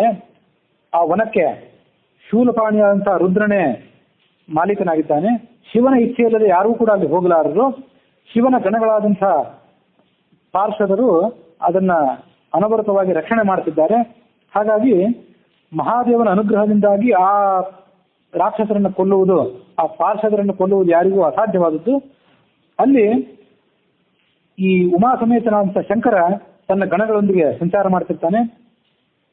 ವಿಶೇಷವಾದಂತಹ ತಪಸ್ಸಿನ ಮೂಲಕ ಶಿವನನ್ನೇನಾದರೂ ಆರಾಧನೆ ಮಾಡಿದ್ದಾದರೆ ಅಲ್ಲಿ ಹೋಗ್ಲಿಕ್ಕೆ ಸಾಧ್ಯ. ಆ ಮಂದಾರ ಪುಷ್ಪಗಳು, ಮಂದಾರ ವೃಕ್ಷಗಳು ಮತ್ತು ಸಂತಾನ ವೃಕ್ಷಗಳು ಬರೇ ಸುಗಂಧವನ್ನ ಮತ್ತು ಸೌಂದರ್ಯವನ್ನು ಹೊರಸೂಸುವಂಥವಲ್ಲ, ಕಲ್ಪವೃಕ್ಷದಂತೆ ಅವು. ಕಲ್ಪವೃಕ್ಷದಂತೆ ತಮ್ಮ ಬಳಿಗೆ ಬಂದಿರುವಂತಹ ಜನರಿಗೆ ಬೇಕಾದಂತಹ ಎಲ್ಲ ಫಲವನ್ನು ಕೊಡುವಂಥವು. ಹಾಗಾಗಿ ರತ್ನಗಳನ್ನ, ಅಭಿಲಷಿತವಾದಂತಹ ವಸ್ತ್ರಗಳನ್ನ ಇತ್ಯಾದಿ ಅನೇಕ ಪದಾರ್ಥಗಳನ್ನು ಕೊಡುವಂಥವು. ಹಾಗಾಗಿ ಮತ್ತು ಅದರ ಪರಾಕ್ರಮ ಏನಿದೆ ಅಂದ್ರೆ, ಆ ಮಂದಾರ ವನದಲ್ಲಿ ಸೂರ್ಯನಾಗ್ಲಿ ಚಂದ್ರನಾಗ್ಲಿ ಬೆಳಗೋದಿಲ್ಲ. ಮಂದಾರ ಪುಷ್ಪಗಳು ಮತ್ತು ಸಂತಾನ ಪುಷ್ಪಗಳ ಬೆಳಕಿನಿಂದಲೇ ಅಲ್ಲಿ ಆ ಜಾಗವೆಲ್ಲವೂ ಕೂಡ ಪ್ರಕಾಶಿತವಾಗಿದೆ. ಕೆಲವು ಪುಷ್ಪಗಳು ಉತ್ತಮವಾದಂತಹ ಸುಗಂಧವನ್ನು ಕೊಡುವಂಥವು, ಕೆಲವು ವೃಕ್ಷಗಳು ಶುದ್ಧವಾದಂತಹ ನೀರನ್ನು ಸುರಿಸುವಂಥವು, ಮತ್ತು ಕೆಲವು ವೃಕ್ಷಗಳು ಸುಗಂಧಯುಕ್ತವಾದಂತಹ ವಸ್ತ್ರಗಳನ್ನು ಕೊಡುವಂಥವು, ಮತ್ತು ಕೆಲವು ವಿವಿಧವಾದಂತಹ ಭಕ್ಷ್ಯ ಭೋಜ್ಯಗಳನ್ನು ಕರೆಯುವಂಥವು. ಆ ಮಂದಾರ ವನದಲ್ಲಿದ್ದವರಿಗೆ ಹಸಿವಿಲ್ಲ, ಬಾಯಾರಿಕೆ ಇಲ್ಲ, ಆಯಾಸವಿಲ್ಲ, ಯಾವುದೇ ರೀತಿಯಾದಂತಹ ಚಿಂತೆಯೂ ಇಲ್ಲ. ಒಂದು 100 ವರ್ಷ ಕೂತ್ಕೊಂಡು ಆ ಮಂದಾರ ವೃಕ್ಷಗಳ ಮತ್ತು ಸಂತಾನ ವೃಕ್ಷಗಳ ಮಹಿಮೆ ಹೇಳಬೇಕು ಅಂತ ಹೊರಟರು ಕೂಡ ಅದು ಕಡಿಮೆಯೇ. ಒಂದು ದಿವಸವೂ ಅಲ್ಲಿ ಏನಾದರೂ ವಾಸ ಮಾಡಿದ್ದಾದ್ರೆ ಆ ಮಂದಾರ ವನದಲ್ಲಿ ಅವನು ಇಡೀ ಜಗತ್ತನ್ನು ಗೆಲ್ಲಿಕ್ಕೆ ಸಮರ್ಥನಾಗ್ತಾನೆ. ಈ ವಿಷಯದಲ್ಲಿ ಯಾವುದೇ ಸಂದೇಹ ಇಲ್ಲ ಅಂತ ಹೀಗೆ ನಾರದರು ಹೇಳಿದ್ರು. ಮೇಲೆಗೆ 86ನೇ ಅಧ್ಯಾಯ ಮುಕ್ತಾಯ ಆಗಿದೆ. 87ನೇ ಅಧ್ಯಾಯದಲ್ಲಿ ನಾರದರಿಂದ ಅಂಧಕಾಸುರ ಮಂದಾರ ವೃಕ್ಷದ ಮಹಿಮೆಯನ್ನು ಯಥಾವತ್ತಾಗಿ ಕೇಳಿ ಅಲ್ಲಿಗೆ ಹೋಗಬೇಕು ಅಂತ ಉತ್ಸುಕನಾದ. ತನ್ನ ಅನುಯಾಯಿಗಳಾದಂತಹ ರಾಕ್ಷಸರನ್ನ ಒಂದು ಕಡೆಯಲ್ಲಿ ಕೂಡಿಸಿ ಅವನು ಮಹಾದೇವನ ನಿವಾಸ ಸ್ಥಾನವಾದಂತಹ ಮಂದಾರ ಪರ್ವತಕ್ಕೆ ಆಕ್ರಮಣ ಮಾಡಿದ. ಅನೇಕ ದಿವ್ಯ ವೃಕ್ಷಗಳು, ದಿವ್ಯ ಪರ್ವತಗಳು ಅಲ್ಲಿದ್ದವು. ಅನೇಕ ರೀತಿಯಾದಂತಹ ಪಕ್ಷಿಗಳ ಧ್ವನಿಯಿಂದ ಅದು ಕೂಡಿತ್ತು. ಅನೇಕ ಪ್ರಾಣಿಗಳು ಕೂಡ ಅಲ್ಲಿದ್ದವು. ಹೀಗೆ ಆ ಮಂದರ ಪರ್ವತವನ್ನು ನೋಡಿ, ಮಂದರ ಪರ್ವತ ಮತ್ತು ಮಂದರ ವನವನ್ನು ನೋಡಿ ಆ ಅಂಧಕಾಸುರ ಆ ಮಂದರ ಪರ್ವತದ ಅಭಿಮಾನಿ ದೇವತೆಯಾದಂತಹ ದೇವತೆಗೆ ಈ ತರ ಮುಂದೆ ಹೇಳಿದೆ, ಮಂದರ ಪರ್ವತದ ರಾಜನೇ, ನನ್ನ ತಂದೆಯ ವರದ ಪ್ರಭಾವದಿಂದಾಗಿ ನನ್ನನ್ನು ಯಾವ ದೇವತೆಯೂ ಕೂಡ ಗೆಲ್ಲಲಾರ. ನಿನಗಿದು ಗೊತ್ತಿದ್ದಿರಬೇಕು. ನನ್ನ ಬಲದಿಂದ ಸಕಲ ಜಗತ್ತೂ ಕೂಡ, 3 ಜಗತ್ತುಗಳು ಕೂಡ ನನ್ನ ಅಧೀನದಲ್ಲಿವೆ. ನನ್ನ ಭಯದಿಂದಾಗಿ ಈ ವಿಶ್ವದಲ್ಲಿರುವಂತಹ ಯಾರೊಬ್ಬರು ಕೂಡ ನನ್ನ ಜೊತೆಗೆ ಯುದ್ಧ ಮಾಡಲಾರರು. ನಿನ್ನ ಪರ್ವತದ ತಪ್ಪಲ ಪ್ರದೇಶದಲ್ಲಿ ಪಾರಿಜಾತ ವೃಕ್ಷಗಳ, ಮಂದಾರ ವೃಕ್ಷಗಳ ಮತ್ತು ಸಂತಾನ ವೃಕ್ಷಗಳ, ಅಂದ್ರೆ ಒಂದೇ ವೃಕ್ಷಗಳಲ್ಲಿ ಇಂಥವೆಲ್ಲ ಹೂಗಳು ಕೂಡ ಅಲ್ಲಿ ಬೆಳೀತಿದ್ದವು. ಅಂತ ಒಂದು ವನ ಇದೆ ಅಂತ ನಾನು ಕೇಳಿದ್ದೇನೆ. ಅಲ್ಲಿಗೆ ಹೋಗಿ ಆ ವೃಕ್ಷಗಳನ್ನ ನಾನು ಸಮೀಪಿಸಿ ಆ ಪುಷ್ಪಗಳನ್ನ ಕಿತ್ಕೊಳ್ಬೇಕು ಅಂತ ಅಪೇಕ್ಷೆ ಪಟ್ಟಿದ್ದೇನೆ. ಹಾಗಾಗಿ ನನಗೆ ಅವಕಾಶ ಕೊಡಬೇಕು. ನೀನು ಇದ್ರ ಬಗ್ಗೆ ಏನಾದರೂ ನನಗೆ ಆಕ್ಷೇಪ ಮಾಡಿದ್ದಾದ್ರೆ, ನನಗೆ ವಿಘ್ನ ಮಾಡಿದ್ದಾದ್ರೆ ನಿನ್ನನ್ನು ನಾನು ಧ್ವಂಸ ಮಾಡಿಬಿಡ್ತೇನೆ, ನಿನ್ನನ್ನು ತಡೀಲಿಕ್ಕೆ ಯಾರೂ ಇಲ್ಲ ಎಂಬುದಾಗಿ ಹೀಗೆ ಹೇಳಿದ. ಹೀಗೆ ಆ ರಾಕ್ಷಸ ದರ್ಪದ ಮಾತನಾಡಿದ ಕೂಡಲೇ ಆ ಮಂದರ ಪರ್ವತ ಏನೋ ಅದ್ರ ಬಗ್ಗೆ ತಲೆ ಕೆಡಿಸಿಕೊಳ್ಳಿಲ್ಲ, ಕೂಡಲೇ ಅದೃಶ್ಯನಾಗಿಬಿಟ್ಟ. ಅದೃಶ್ಯನಾದದ್ದನ್ನು ಕೇಳಿ, ಅದು ಅದೃಶ್ಯನಾದದ್ದನ್ನು ನೋಡಿ ಈ ಅಂಧಕಾಸುರನಿಗೆ ಮತ್ತಷ್ಟು ಸಿಟ್ಟು ಬಂತು. ನಾನು ನಿನ್ನನ್ನು ಮಂದಾರ ಪುಷ್ಪಗಳಿಗಾಗಿ ಯಾಚನೆ ಮಾಡ್ತಿದ್ರು ಕೂಡ ನನ್ನ ಮಾತಿಗೆ ನೀನು ಬೆಲೆ ಕೊಡಲಿಲ್ಲ, ನಿನ್ನೀಗ ಚೂರು ಚೂರು ಮಾಡಿಬಿಡ್ತೇನೆ, ನನ್ನ ಬಲವನ್ನು ನೀನು ನೋಡು ಎಂಬುದಾಗಿ ಆ ಪರ್ವತದ ಶಿಖರವನ್ನ ಕಿತ್ತು ಅದನ್ನ ಮತ್ತೊಂದು ಶಿಖರದ ಮೇಲೆ ಅಪ್ಪಳಿಸಿ ಅದನ್ನ ಧೂಳಿ ಪಟಲವನ್ನಾಗಿ ಮಾಡಿದ. ಅಲ್ಲಿರುವಂತಹ ನದಿಗಳು, ವನಗಳೆಲ್ಲವೂ ಕೂಡ ಅಸ್ತವ್ಯಸ್ತವಾದವು. ಹೀಗೆ ಪರ್ವತದ ದುರವಸ್ಥೆಯನ್ನು ನೋಡಿ ಮಹಾದೇವರಾದಂತಹ ಶಂಕರ ಆ ಪರ್ವತರಾಜನಿಗೆ ಅನುಗ್ರಹ ಮಾಡಿ ತನ್ನ ಬಲವನ್ನು ತುಂಬಿದಾಗ ಆ ಪರ್ವತ ತನ್ನ ಏನು ಸೌಂದರ್ಯವನ್ನು ಕಳ್ಕೊಂಡಿತ್ತು, ತನ್ನ ವೈಭವವನ್ನು ಕಳ್ಕೊಂಡಿತ್ತು, ಅದನ್ನ ಮತ್ತೊಮ್ಮೆ ಪಡೆದುಕೊಂಡಿತ್ತು. ಆ ಪರ್ವತದಲ್ಲಿರುವಂತಹ ದಿವ್ಯವಾದ ಶಿಖರಗಳೇನಿತ್ತಲ್ಲ, ಆ ಶಿಖರಗಳೆಲ್ಲವೂ ಅಸ್ತವ್ಯಸ್ತವಾಗಿದ್ದವು. ಮಹಾದೇವನ ಅನುಗ್ರಹದಿಂದ ಆ ಶಿಖರಗಳೆಲ್ಲವೂ ಕೂಡ ತನ್ನ ಗತವೈಭವವನ್ನು ಮತ್ತೆ ಪಡೆದುಕೊಂಡವು. ಮತ್ತೆ ಆ ಶಿಖರಗಳಿಗೆ ಎಂಥ ಒಂದು ದಿವ್ಯವಾದಂತಹ ಬಲ ಬಂತು ಅಂದ್ರೆ, ಆ ಶಿಖರಗಳೇ ಶಸ್ತ್ರಾಸ್ತ್ರಗಳಂತೆ ಈ ರಾಕ್ಷಸರ ಮೇಲೆ ದಾಳಿ ಮಾಡಲಿಕ್ಕೆ ಶುರು ಮಾಡಿದವು. ಯಾರೂ ಅದನ್ನು ಪ್ರಯೋಗ ಮಾಡದೇ ಇದ್ರು ಶಿಖರಗಳು ತಾವಾಗಿಯೇ ರಾಕ್ಷಸರ ಮೇಲೆ ಬಂದು ಬಿದ್ದು ರಾಕ್ಷಸರನ್ನ ಬೆನ್ನಕ್ಕೆ ಹೋಗಿ ಪ್ರಹಾರ ಮಾಡಲಿಕ್ಕೆ ಶುರು ಮಾಡಿದವು. ಅದನ್ನು ನೋಡಿ ಕ್ರುದ್ಧನಾದಂತಹ ಅಂಧಕಾಸುರ ಮತ್ತೆ ಹೀಗೆ ಹೇಳಿದ, ದುರಹಂಕಾರಿಯಾದಂಥ ಪರ್ವತನೇ, ನಿನ್ನ ಜೊತೆಗೆ ಯುದ್ಧ ಮಾಡೋದ್ರಿಂದ ನನಗೆ ಏನು ಉಪಾಯ ಇದೆ? ಈ ಪರ್ವತ ಮತ್ತು ಮಂದಾರ ವನಕ್ಕೆ ಯಾರು ಅಧಿಪತಿಯಾಗಿದ್ದಾನೋ ಅವನ ಜೊತೆಗೆ ನಾನು ಯುದ್ಧ ಮಾಡ್ತೇನೆ ಎಂಬುದಾಗಿ ಅಂತ ಭಾವಿಸಿ ಆ ಶಂಕರನ ಮೇಲೆ ಯುದ್ಧ ಮಾಡಬೇಕು ಅಂತ ಹೊರಟ. ಆಗ ಶಂಕರ ವೃಷಭಾರೂಢನಾಗಿ ತ್ರಿಶೂಲವನ್ನು ಎತ್ತಿಕೊಂಡು ಅಲ್ಲಿಗೆ ಬಂದ. ಭಗವಂತನಾದಂತಹ ಶಂಕರನ ಕೋಪಕ್ಕೆ ನಲುಗಿ 3 ಲೋಕಗಳು ಕೂಡ ನಡುಗಿದವು. ನದಿಗಳು ತಮ್ಮ ಗತಿಯನ್ನ ಬದಲು ಮಾಡಿಕೊಂಡು ಯಾವ ದಿಕ್ಕಿಗೆ ಹರಿಬೇಕಾಗಿತ್ತೋ ಆ ದಿಕ್ಕನ್ನು ಬದಲಾಯಿಸಿ ಬೇರೆ ದಿಕ್ಕಿಗೆ ಹರಿಲಿಕ್ಕೆ ಪ್ರಾರಂಭ ಮಾಡಿದವು. ಅಗ್ನಿಗಳು ಎಲ್ಲಾ ಕಡೆ ಅಗ್ನಿಯು ಬಹಳ ಪ್ರಜ್ವಲವಾಗಿ ಉರಿಲಿಕ್ಕೆ ಪ್ರಾರಂಭ ಆಯಿತು. ಸಮಸ್ತ ಗ್ರಹಗಳು ತಮ್ಮ ಸಾಮಾನ್ಯವಾದಂತಹ ಚಲನೆಯನ್ನು ಮರೆತು ವಿಪರೀತ ದಿಕ್ಕಿನಲ್ಲಿ ಚಲನೆ ಮಾಡಲಿಕ್ಕೆ ಪ್ರಾರಂಭ ಮಾಡಿದವು. ಪರ್ವತಗಳೆಲ್ಲವೂ ಕೂಡ ನೀರಿನಲ್ಲಿ ತೇಲಿಕ್ಕೆ ಪ್ರಾರಂಭ ಮಾಡಿದವು. ಮಳೆ ಬಂತು, ಆದರೆ ನೀರಿನ ಮಳೆ ಬರಲಿಲ್ಲ, ಬೆಂಕಿಯ ಮಳೆ ಬಂತು. ಚಂದ್ರನ ಕಿರಣಗಳೆಲ್ಲವೂ ಸೂರ್ಯನ ಕಿರಣದಂತೆ ಅತ್ಯಂತ ಉಗ್ರವಾದಂತಹ ಕಿರಣಗಳಾದವು. ಬ್ರಹ್ಮವಾದಿಗಳಾದಂತಹ ಎಲ್ಲ ಜ್ಞಾನಿಗಳಿಗೆ, ಭಾಗವತರಿಗೆ ಅವರ ಜ್ಞಾನ, ಭಕ್ತಿಯ ವೈರಾಗ್ಯ ಎಲ್ಲವೂ ಕೂಡ ನಷ್ಟ ಆಗಿ ಹೋಯಿತು. ಅವರ ಜ್ಞಾನವೆಲ್ಲವೂ ಮಸುಕಾಗಿ ಹೋಯಿತು. ವೇದಗಳು ಅವರಿಗೆ ಮರೆತು ಹೋದವು.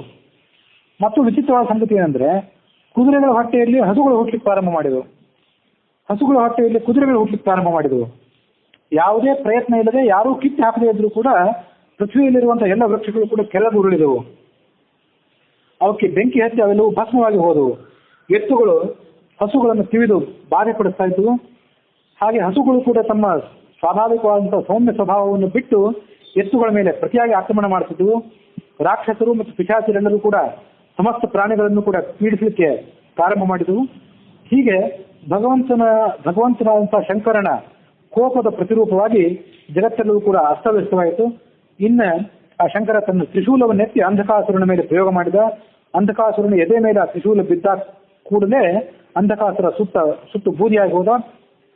ಪರಮಾತ್ಮನಾದಂತಹ ಶಂಕರನ ಆ ಮಹಾಬಲ ಮತ್ತು ಆತನ ಅನುಗ್ರಹವನ್ನು ನೋಡಿ ಎಲ್ಲ ದೇವತೆಗಳು ಆತನ ಸ್ತೋತ್ರ ಮಾಡಿದ್ರು, ಪುಷ್ಪವೃಷ್ಟಿ ಮಾಡಿದ್ರು. ಹಿಂದಿನಂತೆ ಬ್ರಾಹ್ಮಣರೆಲ್ಲರೂ ಕೂಡ ವೇದಗಳನ್ನು ಕಂಡುಕೊಂಡ್ರು. ಅವರ ಜ್ಞಾನ, ಭಕ್ತಿ, ವೈರಾಗ್ಯಗಳೆಲ್ಲವೂ ಕೂಡ ಅವರಿಗೆ ಮರಳಿ ದೊರೆತವು. ಗ್ರಹಗಳ ಗತಿಯೆಲ್ಲವೂ ಸ್ವಾಭಾವಿಕವಾಯಿತು. ಪರ್ವತ ಶ್ರೇಷ್ಠನಾದಂತಹ ಮಂದಾರ ಮತ್ತು ಆ ಮಂದಾರ ವನ ಅವೆಲ್ಲವೂ ಕೂಡ ತಮ್ಮ ಗತ ಸೌಂದರ್ಯವನ್ನು ಮತ್ತೆ ಪಡೆದುಕೊಂಡವು. ಹೀಗೆ ಮಹಾದೇವ ತನ್ನ ಪತ್ನಿಯಾದಂತಹ ಉಮೆಯೊಂದಿಗೆ ಆ ಪರ್ವತದಲ್ಲಿ ಹಿಂದಿನಂತೆ ಸಂಚಾರ ಮಾಡಲಿಕ್ಕೆ ಪ್ರಾರಂಭ ಮಾಡಿದ. ಅಲ್ಲಿಗೆ 87ನೇ ಅಧ್ಯಾಯ ಇರ್ತಾಗಿದೆ. 88ನೇ ಅಧ್ಯಾಯದಲ್ಲಿ ನಾವೇನು ಸಂಗತಿ ನೋಡ್ತೀವಲ್ಲ, ಇದು ಕೂಡ ಮಹಾಭಾರತ, ತಾತ್ಪರ್ಯ ನಿರ್ಣಯ ಮತ್ತು ಭಾಗವತ, ವಿಷ್ಣು ಪುರಾಣ, ಪದ್ಮ ಪುರಾಣಗಳಲ್ಲಿ ಕಂಡು ಬಂದಿಲ್ಲ.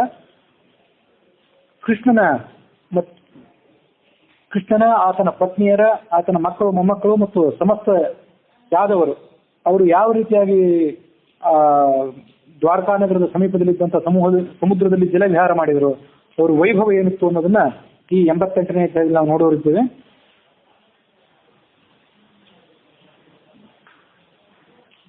ಆಗ ಜನಮೇಜಯ ಕೇಳಿದ, ಚಕ್ರಪಾಣಿಯಾದಂತಹ ಮಹಾವಿಷ್ಣು ಆ ನಿಕುಂಭನ ಎರಡನೇ ಶರೀರವನ್ನ ಏಕೆ ಸಂಹಾರ ಮಾಡಿದ ಮತ್ತು ಹೇಗೆ ಸಂಹಾರ ಮಾಡಿದ ಅದನ್ನ ವಿವರವಾಗಿ ಹೇಳಿ ಅಂತ ಕೇಳ್ಕೊಂಡ್ರು. ಅವನಿಗೆ 3 ಶರೀರಗಳಿತ್ತು ಅಂತ ನಾವು ಕೇಳಿದ್ವಿ. 3 ಶರೀರಗಳು ಅಂದ್ರೆ, ಒಂದು ಅವನು ವಾಸವಾಗಿದ್ದಂಥ ಷಟ್ಪುರ ಏನಿತ್ತಲ್ಲ, ಆ ಷಟ್ಪುರವೇ ಅವನ ಶರೀರ. ಆ ಷಟ್ಪುರ ಒಂದು ಶರೀರ, ಇನ್ನೊಂದು ಶರೀರ ತಾಯಿಯಾದಂತಹ ಜಿತಿಯನ್ನು ಸೇವೆ ಮಾಡ್ತಿತ್ತು, ಮತ್ತೊಂದು ಶರೀರ ಆ ಷಟ್ಪುರದಲ್ಲಿ ಅಧಿಪತಿಯಾಗಿ ಮೆರೆದಾಡ್ತಿತ್ತು. ಅದು ಕೆಲವೊಮ್ಮೆ ಬೇರೆ ಲೋಕಗಳಿಗೆ ಹೋಗಿ ಆಕ್ರಮಣ ಕೂಡ ಮಾಡ್ತಿತ್ತು. ಒಂದು ರೂಪದ ವಧೆಯನ್ನು ಹಿಂದಿನ ದಿವಸ ನಾವು ಕೇಳಿದ್ವಿ. ಇನ್ನೊಂದು ರೂಪವನ್ನ ಚಕ್ರಪಾಣಿ ಅಂತ ಕೃಷ್ಣ ಕೊಂದು ಹಾಕಿದ್ದಲ್ಲ, ಅದನ್ನು ವಿವರಿಸಿ ಹೇಳ್ರಿ ಅಂತ ಕೇಳಿದ. ಆಗ ಅವರು ಕಥೆಯನ್ನು ಪ್ರಾರಂಭ ಮಾಡಿದ್ರು. ಕೃಷ್ಣ ದ್ವಾರಕಾನಗರದಲ್ಲಿ ವಾಸ ಮಾಡ್ತಿದ್ದಾಗ ಪಿಂಡಾರಕ ಅಂತ ಒಂದು ಕ್ಷೇತ್ರ ಇದೆ. ಆ ಕ್ಷೇತ್ರಕ್ಕೆ ಹೋಗಿ ಸಮುದ್ರ ಯಾತ್ರೆಯನ್ನು ಮಾಡಬೇಕು ಅಂತ ಅಪೇಕ್ಷೆ ಪಟ್ಟ. ಉಗ್ರಸೇನನ್ನ ಮತ್ತು ವಸುದೇವನನ್ನ ಆ ನಗರದ ದ್ವಾರಕಾ ನಗರದ ಕಾವಲಿಗಾಗಿ ಬಿಟ್ಟು ಎಲ್ಲ ಯದುವೀರರು ಕೂಡ ಆ ಯಾತ್ರೆಯ ಸಲುವಾಗಿ ದ್ವಾರಕಾ ನಗರವನ್ನು ಬಿಟ್ಟು ಹೊರಟರು. ಆ ಪ್ರಯಾಣದಲ್ಲಿ ಬಲರಾಮ ತನ್ನ ಪರಿವಾರವನ್ನು ಕಟ್ಟಿಕೊಂಡು ಪ್ರತ್ಯೇಕವಾಗಿ ಪ್ರಯಾಣ ಮಾಡಿದ. ಕೃಷ್ಣ ತನ್ನ ಪರಿವಾರವನ್ನು ತೆಗೆದುಕೊಂಡು ಪ್ರತ್ಯೇಕವಾಗಿ ಪ್ರಯಾಣ ಮಾಡಿದ. ಎಲ್ಲ ರಾಜಕುಮಾರರು ಕೂಡ ಪ್ರತ್ಯೇಕವಾಗಿ ತಮ್ಮ ಪರಿವಾರದೊಂದಿಗೆ ಪ್ರಯಾಣವನ್ನ ಮುಂದೆ ಸಾಗಿಸಿದರು.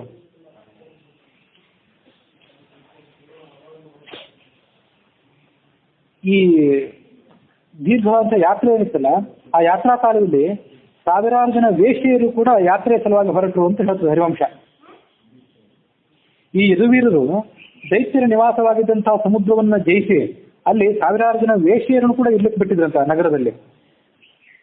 ಯಾಕೆ ಅಂದ್ರೆ ಕೃಷ್ಣ ಈ ಸ್ತ್ರೀಯರ ಕಾರಣದಿಂದಾಗಿ ಈ ರಾಜಕುಮಾರರಲ್ಲಿ ಪರಸ್ಪರ ವೈರ ಬರಬಾರದು ಅನ್ನುವ ಕಾರಣಕ್ಕಾಗಿ ಆ ವೇಶ್ಯಾಸ್ತ್ರೀಯರಲ್ಲಿ ಅಲ್ಲಿ ವ್ಯವಸ್ಥೆ ಮಾಡಿದ್ದ ಎಂಬುದಾಗಿ ಆ ಹರಿವಂಶದಲ್ಲಿ ನಾವು ನೋಡ್ತೀವಿ. ಅವರನ್ನ ರಾಜನ್ಯ ಅಂತ ಕರೀತಿದ್ರಂತ ವೇಶ್ಯಾಸ್ತ್ರೀಯರನ್ನ. ಅವರೆಲ್ಲರೂ ಕೂಡ ಈ ಯದುಕುಮಾರರ ಪರಿವಾರದೊಂದಿಗೆ ಮುಂದುವರೆದರು. ಬಲರಾಮ ಕಾದಂಬರಿ ಅನ್ನುವಂತಹ ಒಂದು ಮಧುವನ್ನು ಪಾನ ಮಾಡಿ ಅಂದ್ರೆ ಈತಲ ವೃಕ್ಷ ಅದನ್ನು ಹುಟ್ಟಿದಂತ ಮದುವೆ ಇರ್ತಲ್ಲ, ವಾರುಣಿ ಎನ್ನುವ ಮಧ್ಯ, ಅದನ್ನ ಪಾನ ಮಾಡಿ ಆತ ಮದಮತ್ತನಾಗಿದ್ದ. ರೇವತಿಯೊಡನೆ ಆತ ಪ್ರಯಾಣವನ್ನು ಮುಂದುವರಿಸಿದ. ಕೃಷ್ಣನು ಕೂಡ ವಿಶ್ವರೂಪವನ್ನು ಧರಿಸಿ ಆ ತನ್ನ 16,108 ಮತ್ತು ಇನ್ನೂ ಅನೇಕ ಜನ ತನ್ನ ಪತ್ನಿಯರ ಜೊತೆಗೆ ಪ್ರಯಾಣವನ್ನು ಮುಂದುವರಿಸಿದ. ಆ ರಾತ್ರಿಯಲ್ಲಿ ಅವರೆಲ್ಲರೂ ಕೂಡ ಹೀಗೆ ತಿಳ್ಕೊಂಡಿರ್ತಾರೆ. ಆ ಸ್ತ್ರೀಯರೆಲ್ಲರೂ ಕೂಡ ಪ್ರಯಾಣವನ್ನ ಅವರು ಮುಗಿಸಿ ಜಲಕ್ರೀಡೆಗಾಗಿ ಆ ಸಮುದ್ರಕ್ಕೆ ಏನು ಬಂದ್ರಲ್ಲ, ಅಹಮಿಷ್ಟ ಮಯಾ ಸಾರ್ಧಂ ಜಲೇ ವಸತಿ ಕೇಶವ, ಆ ಎಲ್ಲ ಸ್ತ್ರೀಯರು ಹೀಗೆ ಭಾವಿಸಿದರು.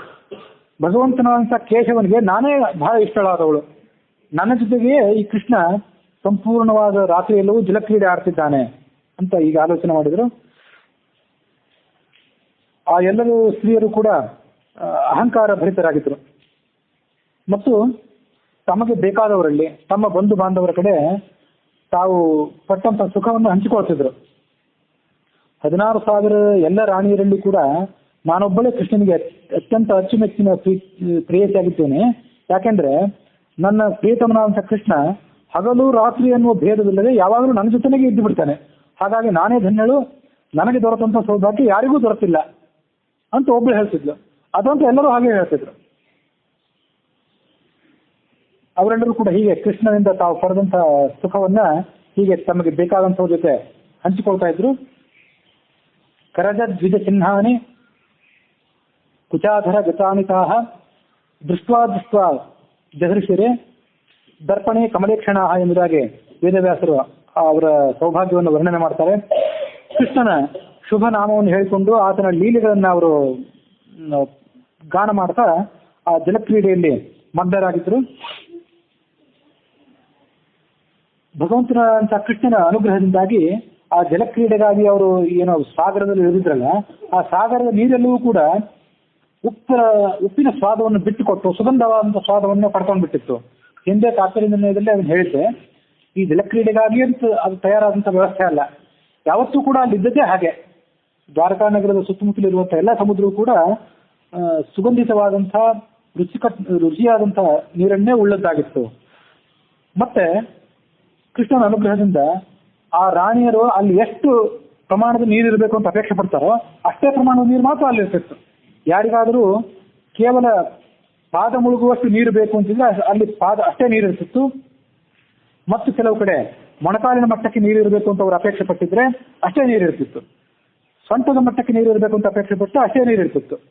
ಎದೆ ತನಕ ನೀರು ಬರಬೇಕು ಅಂತ ಅಪೇಕ್ಷೆ ಪಟ್ಟಿದ್ರೆ ಅಲ್ಲಿ ಸಮುದ್ರ ಅಷ್ಟೇ ಆಳವಾಗಿ ಅವರಿಗೆ ಅನುಕೂಲ ಮಾಡಿಕೊಡ್ತಿತ್ತು. ಹೀಗೆ ಆ ಕೃಷ್ಣನ ಮೇಲೆ ಅವರೆಲ್ಲರೂ ಕೂಡ ನೀರನ್ನು ಏರಿಸುತ್ತಾ ತಮ್ಮ ಜಲಕ್ರೀಡೆಯನ್ನ ಮುಂದುವರಿಸಿದ್ರು. ಆಗ ಒಬ್ಬಳು ಸ್ತ್ರೀ ಕೃಷ್ಣ ಕುತ್ತಿಗೆ ಜೋತು ಬಿದ್ದು ಹೇಳಿದಂತೆ, ನಾನು ಜಲಕ್ರೀಡೆ ಆಡಿ ದಣಿದಿದ್ದೇನೆ, ನನ್ನನ್ನು ನೀನು ಗಟ್ಟಿಯಾಗಿ ಹಿಡ್ಕೋ, ಇಲ್ಲದ್ರೂ ನೀರಿನಲ್ಲಿ ಬಿದ್ದು ಮುಳುಗಿ ನಾನು ಸತ್ತು ಹೋಗ್ತೇನೆ ಅಂತ ಹೇಳಿದ್ಲು. ಕೆಲವರು ಸ್ತ್ರೀಯರು ಮರದಿಂದ ಮಾಡಿದಂತಹ ದೋಣಿಗಳಲ್ಲಿ ವಿಹಾರ ಮಾಡಿದರು. ಆ ದೋಣಿಗಳು ಎಂಥ ದೋಣಿಗಳಂದ್ರೆ ನವಿಲಿನ ಮುಖ ಇದ್ದಂತಹ ದೋಣಿಗಳು. ಮತ್ತೆ ಕೆಲವರು ಮರದಿಂದ ಮಾಡಿದಂತಹ ಮೊಸಳೆಯ ಮೀನು ಮೊದಲಾದಂತಹ ಆಕಾರವುಳ್ಳಂತಹ ದೋಣಿಗಳಲ್ಲಿ ಸಂಚಾರ ಮಾಡಿದರು. ಕೆಲವರು ಅಲ್ಲಿ ಆ ಸಮುದ್ರದಲ್ಲಿ ಈಜುತ್ತಾ ಇದ್ರು. ಹೀಗೆ ಅನೇಕ ರೀತಿಯಾದಂತಹ ವಿಹಾರವನ್ನು ಅವರು ಮುಂದುವರಿಸಿದರು.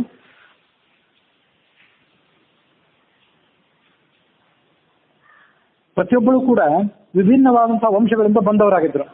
ಕೃಷ್ಣನ ಅಷ್ಟಮಹಿಷಿಯರಾಗಲಿ 16,100 ಜನ ಸ್ತ್ರೀಯರು ಎಲ್ಲರೂ ಕೂಡ ಬೇರೆ ಬೇರೆ ವಂಶಗಳಿಂದ ಬಂದವರಾಗಿದ್ದರು.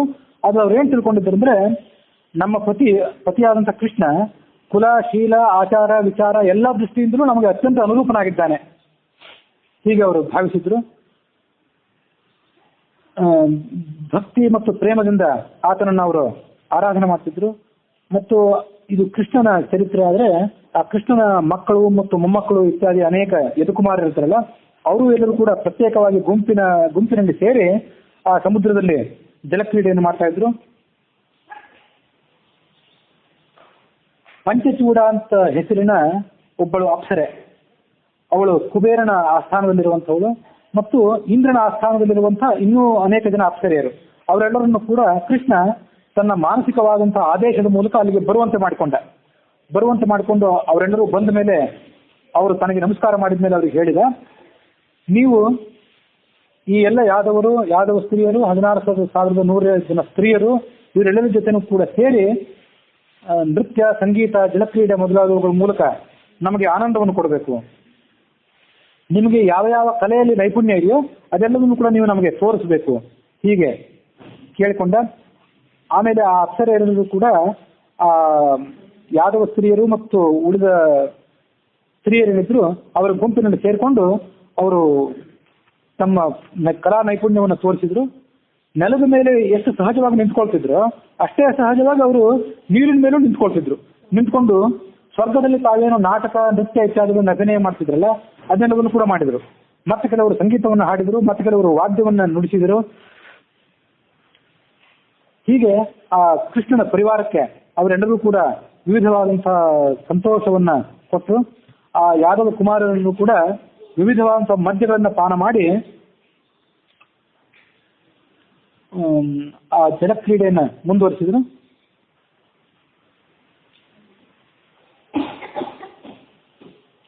ಕೆಲವರು ಯದುಕುಮಾರರು ಆ ಅಪ್ಸರೆಯ ಜೊತೆಗೆ ರೈವತ ಪರ್ವತಕ್ಕೆ ಹೋದ್ರು, ದ್ವಾರಕಾ ನಗರದಲ್ಲಿ ಕೆಲವರು ಹೋದ್ರು. ಹೀಗೆ ಆ ನೌಕಾವನದಲ್ಲಿ ಅವರು ವಿಹಾರ ಮಾಡಿದಾಗ ಕೃಷ್ಣ ಈ ವಿಹಾರ ಮಾಡಲಿಕ್ಕಾಗಿ ಇಷ್ಟೊಂದು ದೀರ್ಘಕಾಲದ ವಿಹಾರವನ್ನು ಕೃಷ್ಣ ಸಹಿಸಲಿಲ್ಲ. ಆದ ಕೊನೆಗೆ ಅವ್ರಿಗೆ ಏನ್ ಹೇಳಿದ ಅಂದ್ರೆ, ಇನ್ನು ವಿಹಾರವನ್ನು ಸಾಕು ಮಾಡಿ ಎಂಬುದಾಗಿ ಅವ್ರಿಗೆ ಆದೇಶ ಕೊಟ್ಟ. ಯಾಕೆಂದ್ರೆ ಯಾವುದೇ ವಿಹಾರ ಅತಿಯಾದರೆ ಅದು ಅಮೃತವು ಅತಿಯಾದರೆ ವಿಷ ಆಗ್ತದೆ ಅನ್ನೋ ಕಾರಣಕ್ಕಾಗಿ ಕೃಷ್ಣ ನಿಮ್ಮ ವಿಹಾರವನ್ನು ಸಾಕು ಮಾಡಿ ಎಂಬುದಾಗಿ ಅವರು ಎಲ್ಲರಿಗೂ ಕೂಡ ಆದೇಶ ಕೊಟ್ಟ. ಆದರೆ ಆ ಯದುವೀರರು ಕೃಷ್ಣನ ಕೃಪೆಯಿಂದಾಗಿ ಹಸಿವು, ಬಾಯಾರಿಕೆ, ಆಯಾಸ, ಚಿಂತೆ, ಶೋಕ ಇವೆಲ್ಲವನ್ನು ಕೂಡ ಮರೆತು ಆ ವಿಸ್ತೀರ್ಣವಾದಂತಹ ಸಮುದ್ರದ ನೀರನ್ನು ತಡೆ ಹಿಡಿದು ನಿಲ್ಲಿಸಿ ಅಲ್ಲಿ ಅವರು ತಮ್ಮ ಜಲಕ್ರೀಡೆಯನ್ನು ಮುಂದುವರಿಸಿದ್ರು. ಮುಂದೆ 89ನೇ ಅಧ್ಯಾಯದಲ್ಲಿ ನಾವು ಬಲರಾಮನ ಜಲಕ್ರೀಡೆಯನ್ನು ನೋಡ್ತೀವಿ. ಆತ ನೀಲವಾದಂತಹ ವಸ್ತ್ರಗಳನ್ನು ಧರಿಸಿದ್ದ, ಮದ್ಯಪಾನ ಮಾಡಿದ್ದರಿಂದ ಆತನ ಕಣ್ಣುಗಳು ತಿರುಗುತ್ತಾ ಇದ್ದವು. ಹಿಂದೊಮ್ಮೆ ಹೇಳಿದ್ದೆ, ಬಲರಾಮ ಯಾವತ್ತು ಎಡಗಿವಿಯಲ್ಲಿ ಕರ್ಣಕುಂಡಲವನ್ನು ಹಾಕೋತಾನೆ, ಒಂದೇ ಕಿವಿಯಲ್ಲಿ, ಇನ್ನೊಂದು ಕಿವಿಯಲ್ಲಿ ಕಮಲವನ್ನೇ ಹಾಕೊಂಡಿರ್ತಾನೆ. ತನ್ನ ಪತ್ನಿಯಾದಂತಹ ರೇವತಿಯ ಜೊತೆಗೆ ಆತ ಜಲಕ್ರೀಡೆ ಆಡ್ತಿದ್ದ. ಆ ಬಲರಾಮನ ಪ್ರೀತಿಗಾಗಿ ಸ್ವರ್ಗಲೋಕದಿಂದ ಬಂದಂತಹ ಅಪ್ಸರೆಯೆಲ್ಲರೂ ಕೂಡ ಅಲ್ಲಿ ಬಂದು ಅಭಿನಯವನ್ನ ಇತ್ಯಾದಿಗಳನ್ನು ಮಾಡಿದರು. ಆ ಅಪ್ಸರೆಯರು ಆ ದೇಶದ ಭಾಷೆ ಏನಿತ್ತಲ್ಲ, ಯದುಕುಮಾರರು ವಾಸ ಮಾಡುವಂಥ ದೇಶದ ಭಾಷೆ, ಅದನ್ನ ವ್ರಜ ಭಾಷೆ ಅಂತ ಕರೀತಾರೆ. ಹಿಂದಿ ಭಾಷೆಗೂ ಪ್ರಭೇದ ಅದು. ಆ ವ್ರಜ ಭಾಷೆಯಲ್ಲೇ ಅದೇ ಧ್ವನಿ ಇತ್ಯಾದಿಗಳ ಮೂಲಕವಾಗಿ ಅನೇಕ ರೀತಿಯಾದಂತಹ ಅಭಿನಯಗಳನ್ನು ಮಾಡಿದರು. ಕೃಷ್ಣ ಮತ್ತು ಬಲರಾಮರು ತಮ್ಮ ಹುಟ್ಟಿನಿಂದ ಆರಂಭಿಸಿ ಅಲ್ಲಿ ತನಕ ಏನೇನು ಲೀಲೆಗಳನ್ನು ತೋರಿಸಿದ್ರಲ್ಲ, ಯಾವ ಯಾವ ರಾಕ್ಷಸರನ್ನು ಕೊಂದಿದ್ರಲ್ಲ, ಆ ಎಲ್ಲ ಲೀಲೆಗಳನ್ನ, ಚಾಣೂರಾದಿ ರಾಕ್ಷಸರನ್ನು ಸಂಹಾರ ಮಾಡಿದ್ದು, ಪೂತನಾವಧ ಮಾಡಿದ್ದು ಇತ್ಯಾದಿ ಎಲ್ಲವನ್ನು ಕೂಡ ಆ ಅಪ್ಸರೆಯರು ನಾಟಕ ನೃತ್ಯಗಳ ಮೂಲಕ ಅಭಿನಂದಿಸಿದ್ರು. ಕಾಳಿಯ ಮರ್ದನವನ್ನು ಅಭಿನಂದಿಸಿದ್ರು. ಕುಬ್ಜತ್ವವನ್ನು ನಿವಾರಣೆ ಮಾಡಿ ಆಕೆಗೆ ಸೌಂದರ್ಯವನ್ನು ಕೊಟ್ಟಿದ್ದಲ್ಲ ಕೃಷ್ಣ, ಅದನ್ನು ಕೂಡ ಅವರು ದಿವ್ಯವಾದಂತಹ ಸಂಗೀತದೊಂದಿಗೆ ಅಭಿನಯ ಮಾಡಿದ್ರು. ನರಕಾಸುರನ ವಧೆಯನ್ನು ಅವರು ಅನುಕರಣೆ ಮಾಡಿದರು. ಕೃಷ್ಣ ಬಲಾಹಕ ಮತ್ತು ಜಂಬುಮಾಲಿ ಮೊದಲಾದವರನ್ನು ಯುದ್ಧ ಮಾಡಿದ್ದ ಘಟನೆಯನ್ನು ಅವರು ಅಭಿನಯಿಸಿದರು. ಬಲಾಹಕ ಮತ್ತು ಜಂಬುಮಾಲಿ ಜೊತೆಗೆ ಅಭಿನಯ ಮಾಡಿದ್ದನ್ನ, ಕೃಷ್ಣ ಯುದ್ಧ ಮಾಡಿದ್ದನ್ನ ಹಿಂದೆಂದೂ ನಾವು ನೋಡಿದ್ದಿಲ್ಲ. ಆದ್ರೂ ಈ ಹರಿವಂಶ ಮತ್ತು ಭಾಗವತದಲ್ಲಿ ಎಲ್ಲ ಭಗವಂತನ ಲೀಲೆಗಳನ್ನು ವರ್ಣನೆ ಮಾಡಿಲ್ಲ. ಮಾಡಿದಂಥ ವರ್ಣನೆಗಳು, ಮಾಡಿದಂಥ ಲೀಲೆಗಳು ಮತ್ತು ಎಷ್ಟೋ ಇವೆ. ಆ ಎಲ್ಲ ಲೀಲೆಗಳನ್ನ ಆ ಅಪ್ಸರೆಯರು ತಿಳಿದಿದ್ರು. ಅದನ್ನು ಅವರು ಕೃಷ್ಣ ಮತ್ತು ಬಲರಾಮನ ಮುಂದೆ ಅಭಿನಯಿಸಿದರು. ಬಲರಾಮ ಏನು ಮಾಡಿದ ಅಂದ್ರೆ, ತಾಳವಾದ್ಯಗಳನ್ನು ತನ್ನ ಕೈಯಲ್ಲಿ ತಗೊಂಡು ಆ ತಾಳವಾದ್ಯಗಳನ್ನು ಲಯಬದ್ಧವಾಗಿ ವಾದನ ಮಾಡ್ತಾ ನರ್ತನ ಮಾಡಿದ ಮತ್ತು ಸಂಗೀತವನ್ನ ಹಾಡಿದ. ಕೃಷ್ಣನು ಕೂಡ ತನ್ನ ಅಣ್ಣನ ಉತ್ಸಾಹವನ್ನು ನೋಡಿ ತಾನು ಕೂಡ ಸತ್ಯಭಾಮಿ ಜೊತೆಗೆ ಸಂಗೀತವನ್ನ ಹಾಡಿದ. ಅಲ್ಲಿ ಅರ್ಜುನನು ಕೂಡ ಬಂದಿದ್ದ. ಅರ್ಜುನನ ಕರೆಸ್ಕೊಂಡಿದ್ದಿರ್ಬೇಕು ಕೃಷ್ಣ. ಅರ್ಜುನ ತನ್ನ ಪತ್ನಿ ಆದಂತಹ ಕೃಷ್ಣನ ಸಹೋದರಿಯಾದಂತಹ ಸುಭದ್ರೆಯೊಂದಿಗೆ ಅಲ್ಲಿಗೆ ಬಂದಿದ್ದ. ಆ ಸುಭದ್ರೆಯ ಜೊತೆಗೂಡಿ ಅರ್ಜುನನು ಕೂಡ ಗಾನವನ್ನು ಮಾಡಿದ. ಅದರ ಜೊತೆಗೆ ಗದ, ಸಾರಣ, ಪ್ರದ್ಯುಮ್ನ, ಸಾಂಬ ಮೊದಲಾದವರು ಏನಿದ್ರು ಅವರು ಕೂಡ ಆನಂದ ಭರಿತರಾಗಿ ಹಾಡಲಿಕ್ಕೆ ಮಾಡಿದರು. ಬಹುಶಃ ಸಾಮೂಹಿಕ ಸಂಗೀತ ಕಚೇರಿನೇ ಅಲ್ಲಿ ನಡೆದಿದ್ದಿರಬೇಕು. ಒಂದು ದಿವ್ಯವಾದಂತಹ ನೌಕೆಯಲ್ಲಿ ಅವರೆಲ್ಲ ಕೂತ್ಕೊಂಡಿದ್ರು. ನೌಕೆಯಲ್ಲಿ ಕೂತು ಸಂಗೀತ ಕಚೇರಿ ಮಾಡ್ತಾ ಇದ್ರು. ಆ ನೌಕೆಗೆ ಎಷ್ಟೇ ಜನ ಬಂದು ತುಂಬಿದ್ರು ಕೂಡ ಆ ನೌಕೆ ಅವರಿಗೆ ತುಂಬುತ್ತಾನೆ ಇರಲಿಲ್ಲ. ಮತ್ತಷ್ಟು ಅದು ಹಿಗ್ತಿತ್ತು. ಹೀಗೆ ಆ ಸಂಗೀತ ಕಾರ್ಯಕ್ರಮ ಅವ್ರದ್ದು ಮುಂದುವರಿಯಿತು. ಕೃಷ್ಣನ ಅಭಿಪ್ರಾಯದಂತೆ, ಕೃಷ್ಣನ ಆದೇಶದಂತೆ ನಾರದರು ಕೂಡ ಅಲ್ಲಿಗೆ ಬಂದರು. ಅವರು ಈ ಯದುಶ್ರೇಷ್ಠದ ನಡುವೆ ಸೇರಿಕೊಂಡ್ರು. ಅವರು ಈ ಸಂಗೀತ ಕಾರ್ಯಕ್ರಮ ಮತ್ತು ರಾಸಕ್ರೀಡೆ ಏನಿತ್ತಲ್ಲ, ನರ್ತನ ಏನಿತ್ತಲ್ಲ, ಅದಕ್ಕೆ ಅವರು ಸಂಚಾಲಕರಾಗಿದ್ದರು, ಅದಕ್ಕೆ ನಿರ್ದೇಶಕರಾಗಿದ್ದರು. ಅವರು ಸಮಯೋಚಿತವಾದಂತಹ ಅನೇಕ ಹಾಡುಗಳನ್ನು ಅದೇ ಸಂದರ್ಭದಲ್ಲಿ ಕಟ್ಟಿ ತಾವೇ ಅದನ್ನು ಗಾನ ಮಾಡಿದ್ರು. ತಮ್ಮ ಅಂಗಾಂಗಗಳ ಮೂಲಕ ವಿವಿಧ ರೀತಿಯಾದಂತಹ ಅಭಿನಯಗಳನ್ನ ಅವರು ತೋರಿಸಿದ್ರು. ಬಲರಾಮನನ್ನ ಮತ್ತು ಕೃಷ್ಣನನ್ನ ಅವರು ಹೀಗೆ ಸಂತೋಷಪಡಿಸಿದ್ರು. ಕೃಷ್ಣನ ರಾಣಿಯರಲ್ಲಿ ಎಲ್ಲರೂ ಕೂಡ ಒಂದೇ ಸ್ವಭಾವದವರಾಗಿದ್ದಿಲ್ಲ.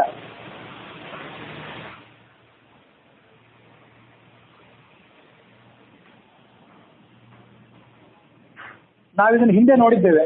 ರುಕ್ಮಿಣಿಯ ಸ್ವಭಾವ ಬೇರೆ, ಸತ್ಯಭಾಮೆಯ ಸ್ವಭಾವ ಬೇರೆ. ಹಾಗೆ 16,108 ಮತ್ತು ಅದಕ್ಕಿಂತಲೂ ಹೆಚ್ಚಿನ ಸಂಖ್ಯೆಯಲ್ಲಿ ಅವರ ಪತ್ನಿಯರು ಏನಿದ್ರಲ್ಲ, ಅವರೆಲ್ಲರ ಸ್ವಭಾವನೂ ಒಂದೇ ಥರ ಇರಲಿಲ್ಲ. ಕೆಲವರು ತೀರಾ ಮುಕ್ತವಾಗಿ ಈ ಸಂಗೀತ ಕಾರ್ಯಕ್ರಮ, ನರ್ತನ ಕಾರ್ಯಕ್ರಮ ಇತ್ಯಾದಿಗಳಲ್ಲಿ ಭಾಗವಹಿಸಿದ್ರು.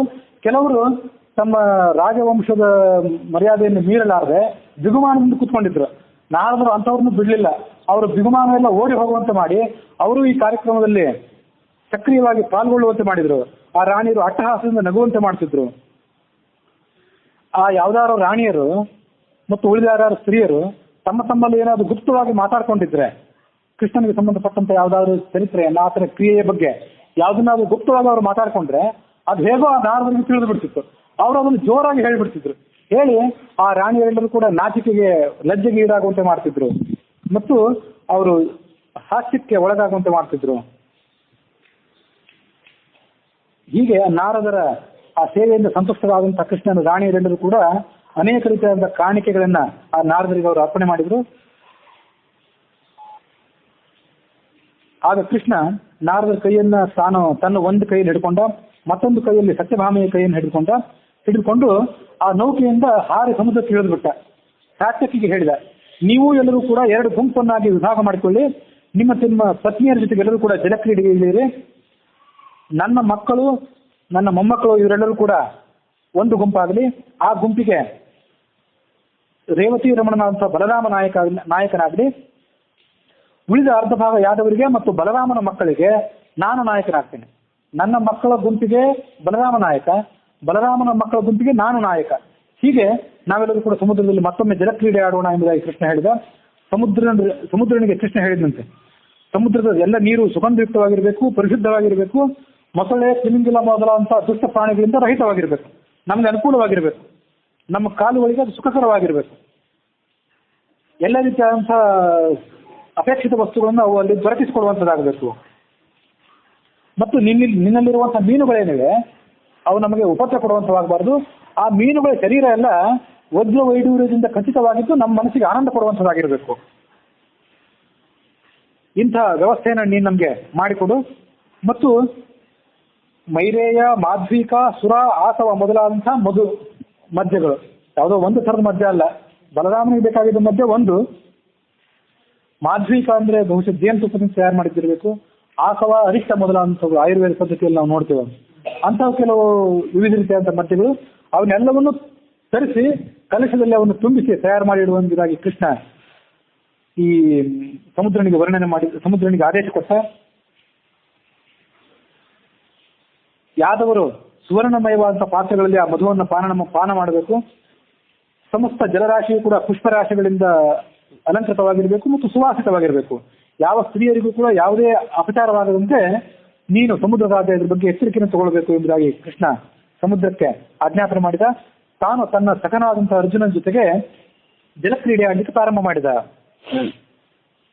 ಕೃಷ್ಣನ ಸನ್ನೆಯನ್ನ ತಿಳಿದಂತ ಸತ್ಯಭಾಮೆ ಜಲಕ್ರೀಡೆಯನ್ನು ಮೊದಲು ಪ್ರಾರಂಭ ಮಾಡಿದ್ನು. ಆಕೆ ನಾರದರ ಮೇಲೆ ನೀರನ್ನ ಉಗ್ಗಿದಳು. ಆಮೇಲೆ ಬಲರಾಮನು ಕೂಡ ತನ್ನ ಪತ್ನಿಯಾದಂತಹ ರೇವತಿಯ ಜೊತೆಗೆ ಆ ನೀರಿನಲ್ಲಿ ಧುಮುಕಿ ಅವರೆಲ್ಲರೂ ಕೂಡ ಜಲಕ್ರೀಡೆಯನ್ನು ಮುಂದುವರೆಸಿದರು. ಅವರು ಧರಿಸಿದಂತಹ ದಿವ್ಯವಾದ ಮಾಲೆಗಳೇನಿತ್ತು ನೀರಿನ ಹೊಡೆತಕ್ಕೆ ಒಳಗಾದರೂ ಕೂಡ ಅವೆಂದೂ ಬಾಡಲಿಲ್ಲ. ಕೈಯಲ್ಲಿ ಅವರೆಲ್ಲರೂ ಪಾನಪಾತ್ರಗಳನ್ನು ಹಿಡ್ಕೊಂಡಿದ್ರು ಮತ್ತು ವಿವಿಧ ರೀತಿಯಾದಂತಹ ದಿವ್ಯ ವಸ್ತ್ರಗಳನ್ನು ಧರಿಸಿದ್ರು. ಅನೇಕ ರೀತಿಯಾದಂತಹ ವಾದ್ಯಗಳನ್ನ ಕೆಲವರು ನುಡಿಸಿದ್ರು, ಕೆಲವರು ಗಾನ ಮಾಡಿದ್ರು, ಕೆಲವರು ನರ್ತನ ಮಾಡಿದ್ರು. ಹೀಗೆ ಆ ಸಮುದ್ರದಲ್ಲಿ ಎಷ್ಟೋ ತನಕ ಅವರು ಜಲಕ್ರೀಡೆಯನ್ನು ಮಾಡಿದ್ರು ಕೂಡ ಅವರ ಆಸಕ್ತಿ ಕ್ಷಣಕ್ಕೂ ಹೆಚ್ಚಾಗ್ತಾ ಇತ್ತು. ಆಗ ಕೃಷ್ಣ ಅವರೆಲ್ಲರಿಗೂ ಕೂಡ ಜಲಕ್ರೀಡೆಯಿಂದ ವಿರಮಿಸಿರಿ, ಇನ್ನದನ್ನು ಸಾಕು ಮಾಡಿರಿ ಎಂಬುದಾಗಿ ಅವರೆಲ್ಲರೂ ಕೂಡ ಆಜ್ಞೆ ಮಾಡಿ ತಾನು ಮೊದಲು ನೀರಿನಿಂದ ಹೊರಗೆ ಬಂದ. ನೀರಿನಿಂದ ಹೊರಗೆ ಬಂದ ಮೇಲೆ ದಿವ್ಯವಾದಂಥ ಒಣಗಿದಂತಹ ವಸ್ತ್ರಗಳನ್ನು ತಾನು ಧರಿಸಿಕೊಂಡು ದಿವ್ಯವಾದಂಥ ಚಂದನವನ್ನು ತನ್ನ ಮೈಗೆ ಹಚ್ಚಿಕೊಂಡು ನಾರದರಿಗೂ ಕೂಡ ಅದನ್ನು ಕೊಟ್ಟ. ಕೃಷ್ಣ ಹೊರ ಬಂದದ್ದನ್ನು ನೋಡಿ ಯಾದವರೆಲ್ಲರೂ ಕೂಡ ಆ ನೀರಿನಿಂದ ಹೊರಗೆ ಬಂದರು. ನೀರಿನಿಂದ ಹೊರಗೆ ಬಂದು ಎಲ್ಲರೂ ಕೂಡ ಬೇರೆ ರೀತಿಯಾದಂಥ ವಸ್ತ್ರಗಳನ್ನು ಧರಿಸಿದ್ರು. ಮುಂದೆ ಎಲ್ಲರೂ ಕೂಡ ಭೋಜನಕ್ಕೆ ಕೂತ್ಕೊಂಡ್ರು. ಹಿರಿಯರನ್ನು ಮೊದಲು ಭೋಜನಕ್ಕೆ ಕೂಡಿಸಿದ್ರು, ಕಿರಿಯರು ಆಮೇಲೆ ಭೋಜನಕ್ಕೆ ಕೂತ್ಕೊಂಡ್ರು. ವಿವಿಧ ರೀತಿಯಾದಂತಹ ಭಕ್ಷ್ಯ ಭೋಜನಗಳನ್ನು ಅವರು ಸ್ವೀಕಾರ ಮಾಡಿದ್ರು. ಪಾನೀಯಗಳನ್ನ, ಮದ್ಯಗಳನ್ನ ಸ್ವೀಕಾರ ಮಾಡಿದ್ರು. ಪಕ್ವವಾದಂತಹ ಮಾಂಸಗಳು, ಹುಳಿಯಾದಂತಹ ಹಣ್ಣು, ಶೂಲದ ತುದಿಗೆ ಸಿಕ್ಕಿಸಿ ಬೇಯಿಸಿದಂತಹ ಮಾಂಸ, ಜಿಂಕೆಯ ಮೊದಲಾದಂಥ ಪ್ರಾಣಿಗಳ ಮಾಂಸ, ಇದನ್ನೆಲ್ಲವನ್ನು ಕೂಡ ತಜ್ಞರಾದಂಥ ಅಡಿಗೆಯವರು ಅದನ್ನ ತಯಾರು ಮಾಡಿದ್ರು. ತುಪ್ಪದಲ್ಲಿ ಕರೆದಂತಹ ಭಕ್ಷ್ಯಗಳು, ಸರ್ಜಕಾರ ಅನ್ನುವಂಥ ಒಂದು ವಿಶಿಷ್ಟವಾದಂಥ ಒಂದು ತುಪ್ಪ, ವಿಶಿಷ್ಟವಾದಂಥ ಒಂದು ಉಪ್ಪು, ಅದೆಂಥ ಉಪ್ಪು ಅಂತ ಗೊತ್ತಿಲ್ಲ, ಸರ್ಜಕಾರ ಅನ್ನೋ ಹೆಸರಿನೊಂದು ಉಪ್ಪು, ಅದರಿಂದ ತಯಾರು ಮಾಡಿದಂತಹ ಭಕ್ಷ್ಯಗಳನ್ನು ತಯಾರು ಮಾಡಿದ್ರು. ಸಮುದ್ರದ ಉಪ್ಪನ್ನು ತಯಾರು ಮಾಡಿದಂತಹ ಮತ್ತೆ ಕೆಲವು ಭಕ್ಷ್ಯಗಳು, ಮೆಣಸಿನ ಕಾಳಿನಿಂದ ತಯಾರು ಮಾಡಿದಂಥ ಭಕ್ಷ್ಯಗಳು, ಹೀಗೆ ವಿವಿಧ ರೀತಿಯ ಭಕ್ಷ್ಯಗಳು ಒಂದು ಪಟ್ಟಿಯಲ್ಲಿದೆ. ಆಕಳ ಹಾಲಿನಿಂದ ತಯಾರು ಮಾಡಿದಂಥ ಭಕ್ಷ್ಯಗಳನ್ನು ಕೆಲವರು ಸ್ವೀಕಾರ ಮಾಡಿದ್ರು. ಅದು ಸಾಕಾಗದೇ ಇದ್ದವರು ಎಮ್ಮೆಯ ಹಾಲಿನಿಂದ, ಎಮ್ಮೆಯ ಮೊಸರು ಇತ್ಯಾದಿಗಳಿಂದ ತಯಾರು ಮಾಡಿದಂಥ ಪಾಯಸವನ್ನು ಕೆಲವರು ಸ್ವೀಕಾರ ಮಾಡಿದ್ರು. ಮತ್ತು ಅದನ್ನೆಲ್ಲವನ್ನು ಯಥೇಚ್ಛವಾಗಿ ಭಕ್ಷಣ ಮಾಡಿ ಪಾನೀಯಗಳನ್ನು ಕೂಡ ಸ್ವೀಕಾರ ಮಾಡಿದ್ರು. ಇದೆಲ್ಲ ಮುಗಿದ್ಮೇಲೆ ಮತ್ತೊಮ್ಮೆ ತಮ್ಮ ಸಂಗೀತ ಕಾರ್ಯಕ್ರಮವನ್ನು ಪ್ರಾರಂಭ ಮಾಡಿದರು. ಅಲ್ಲೊಂದು ದಿವ್ಯವಾದಂತಹ ಸಂಗೀತ ಕಾರ್ಯಕ್ರಮದ ವರ್ಣನೆ ಇದೆ. ಇಲ್ಲಿ ತನಕ ಸಂಗೀತ ಕಾರ್ಯಕ್ರಮದ ವರ್ಣನೆ ಇದ್ರೂ ಕೂಡ ಆ ಸಂಗೀತದ ಪ್ರಕಾರಗಳ ಬಗ್ಗೆ ಅಲ್ಲಿ ವರ್ಣನೆ ಇಲ್ಲ. ಇನ್ನು ಮುಂದೆ ನಾವೇನ್ ನೋಡ್ತೀವಿ, ಆ ರಾತ್ರಿಯ ಹೊತ್ತು ಬಹುಕಾಲ ಸಂಗೀತ ಕಾರ್ಯಕ್ರಮ ಏನು ನಡೀತಲ್ಲ, ಅದು ಸ್ವರ್ಗಲೋಕದಲ್ಲಿ ಮಾತ್ರ ಪ್ರಚಲಿತ ಆಗಿರುವಂತಹ ಚಾಲಿಕ್ಯ ಎಂಬ ಹೆಸರಿನ ಒಂದು ಗಾನ. ಅದೇನಂತ ಗೊತ್ತಿಲ್ಲ, ಮಾಹಿತಿ ಇದ್ದವ್ರು ನೋಡಬೇಕು. ಸಂಗೀತದಲ್ಲಿ 7 ಸ್ವರಗಳ ಸಮೂಹ ಏನಿದೆಯಲ್ಲ ಅದಕ್ಕೆ ಗ್ರಾಮ ಅಂತ ಕರೀತಾರೆ. ಆ ಗ್ರಾಮಗಳಿಗೆ ಷಡ್ಜ, ಮಧ್ಯಮ ಮತ್ತು ಪಂಚಮ ಎಂಬುದಾಗಿ ಹೆಸರು ಕರೆಯೋದಿದೆ. ಆ 3 ಗ್ರಾಮಗಳಿಗೆ ಕೆಲವರು ಷಡ್ಜ, ಮಧ್ಯಮ ಮತ್ತು ಗಾಂಧಾರ ಎಂಬುದಾಗಿ ಕರೀತಾರೆ. ಅನುಕ್ರಮವಾಗಿ ಅವುಗಳನ್ನ ನಂದ್ಯಾವರ್ತ, ಸುಭದ್ರ, ಧೀಮೂತ ಎಂಬುದಾಗಿ ಕರೆಯೋದಿದೆ. ಅವುಗಳಿಗೆ ಬ್ರಹ್ಮ, ವಿಷ್ಣು ಮತ್ತು ಮಹೇಶ್ವರರು ಅಭಿಮಾನಿ ದೇವತೆಗಳಾದವರು. ಆ ಚಾಲಿಕ್ಯ ಅನ್ನೋ ಎಂಬುದಾಗಿ ಸ್ವರ್ಗದಲ್ಲಿ ಪ್ರಚಲಿತವಾಗಿದ್ದಂಥ ಗಾನ ಇತ್ತಲ್ಲ, ಅದನ್ನು ಇವರೆಲ್ಲರೂ ಕೂಡ ಗಾನ ಮಾಡಿದ್ರು. ಮುಂದೆ ಕೃಷ್ಣ ಹಲ್ಲೀಸಕ ಎಂಬುದಾಗಿ ಒಂದು ರಾಸಕ್ರೀಡೆ ವೃಂದಾವನ ಮತ್ತು ನಂದಗೋಕುಲದಲ್ಲಿದ್ದಾಗ ಹಲ್ಲೀಸ ಎಂಬುದಾಗಿ ಒಂದು ದಿವ್ಯವಾದಂಥ ರಾಸಕ್ರೀಡೆಯನ್ನು ಅವನು ಆಡಿದ ಎಂಬುದಾಗಿ ನಾವು ನೋಡಿದ್ವಿ. ಅಂಥದೇ ರಾಸಕ್ರೀಡೆಯನ್ನು ಈಗ ಮತ್ತೊಮ್ಮೆ ಇವರೆಲ್ಲರ ಜೊತೆಗೆ ಸೇರಿ ಆತ ರಾಸಕ್ರೀಡೆಯನ್ನು ಆಡಿದ. ಹೇಗೆ ಆಡಬೇಕು ಎಂಬುದನ್ನು ಎಲ್ಲ ಯಾದವರಿಗೆ ಆತ ತಿಳಿಸಿಕೊಟ್ಟ. ಪಾರ್ಥ ಅರ್ಜುನ ತಾನು ಮೃದಂಗವನ್ನು ತೆಗೆದುಕೊಂಡು ತಾನು ವಾದನ ಮಾಡಲಿಕ್ಕೆ ಪ್ರಾರಂಭ ಮಾಡಿದ. ರಂಭೆ ಎಂಬತಕ್ಕಂಥ ದಿವ್ಯ ಅಪ್ಸರೆ ತಾನು ಅಲ್ಲಿ ಎದ್ದು ನಿಂತು ನರ್ತನವನ್ನು ಮಾಡಿ ಎಲ್ಲರಿಗೂ ಕೂಡ ಸಂತೃಪ್ತಿ ಆಗುವಂತೆ ಮಾಡಿದ್ಲು.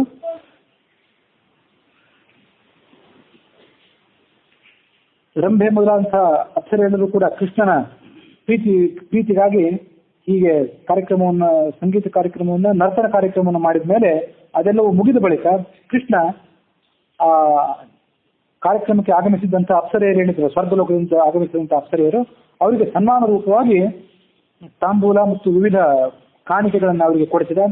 ದೇವಯೋಗ್ಯವಾದಂತಹ ಫಲಗಳನ್ನು ಅವರಿಗೆ ಕೊಟ್ಟ. ಹೀಗೆ ಆ ಚಾಲುಕ್ಯ ಎಂಬುದಾಗಿ ಸ್ವರ್ಗಲೋಕದಲ್ಲಿ ಪ್ರಚಲಿತವಾದಂತಹ ಗಾನ ಏನಿತ್ತಲ್ಲ, ಅದು ಆ ಬಳಿಕವೇ ಭೂಲೋಕದಲ್ಲಿ ಕೂಡ ಪ್ರಚಲಿತವಾಯಿತು.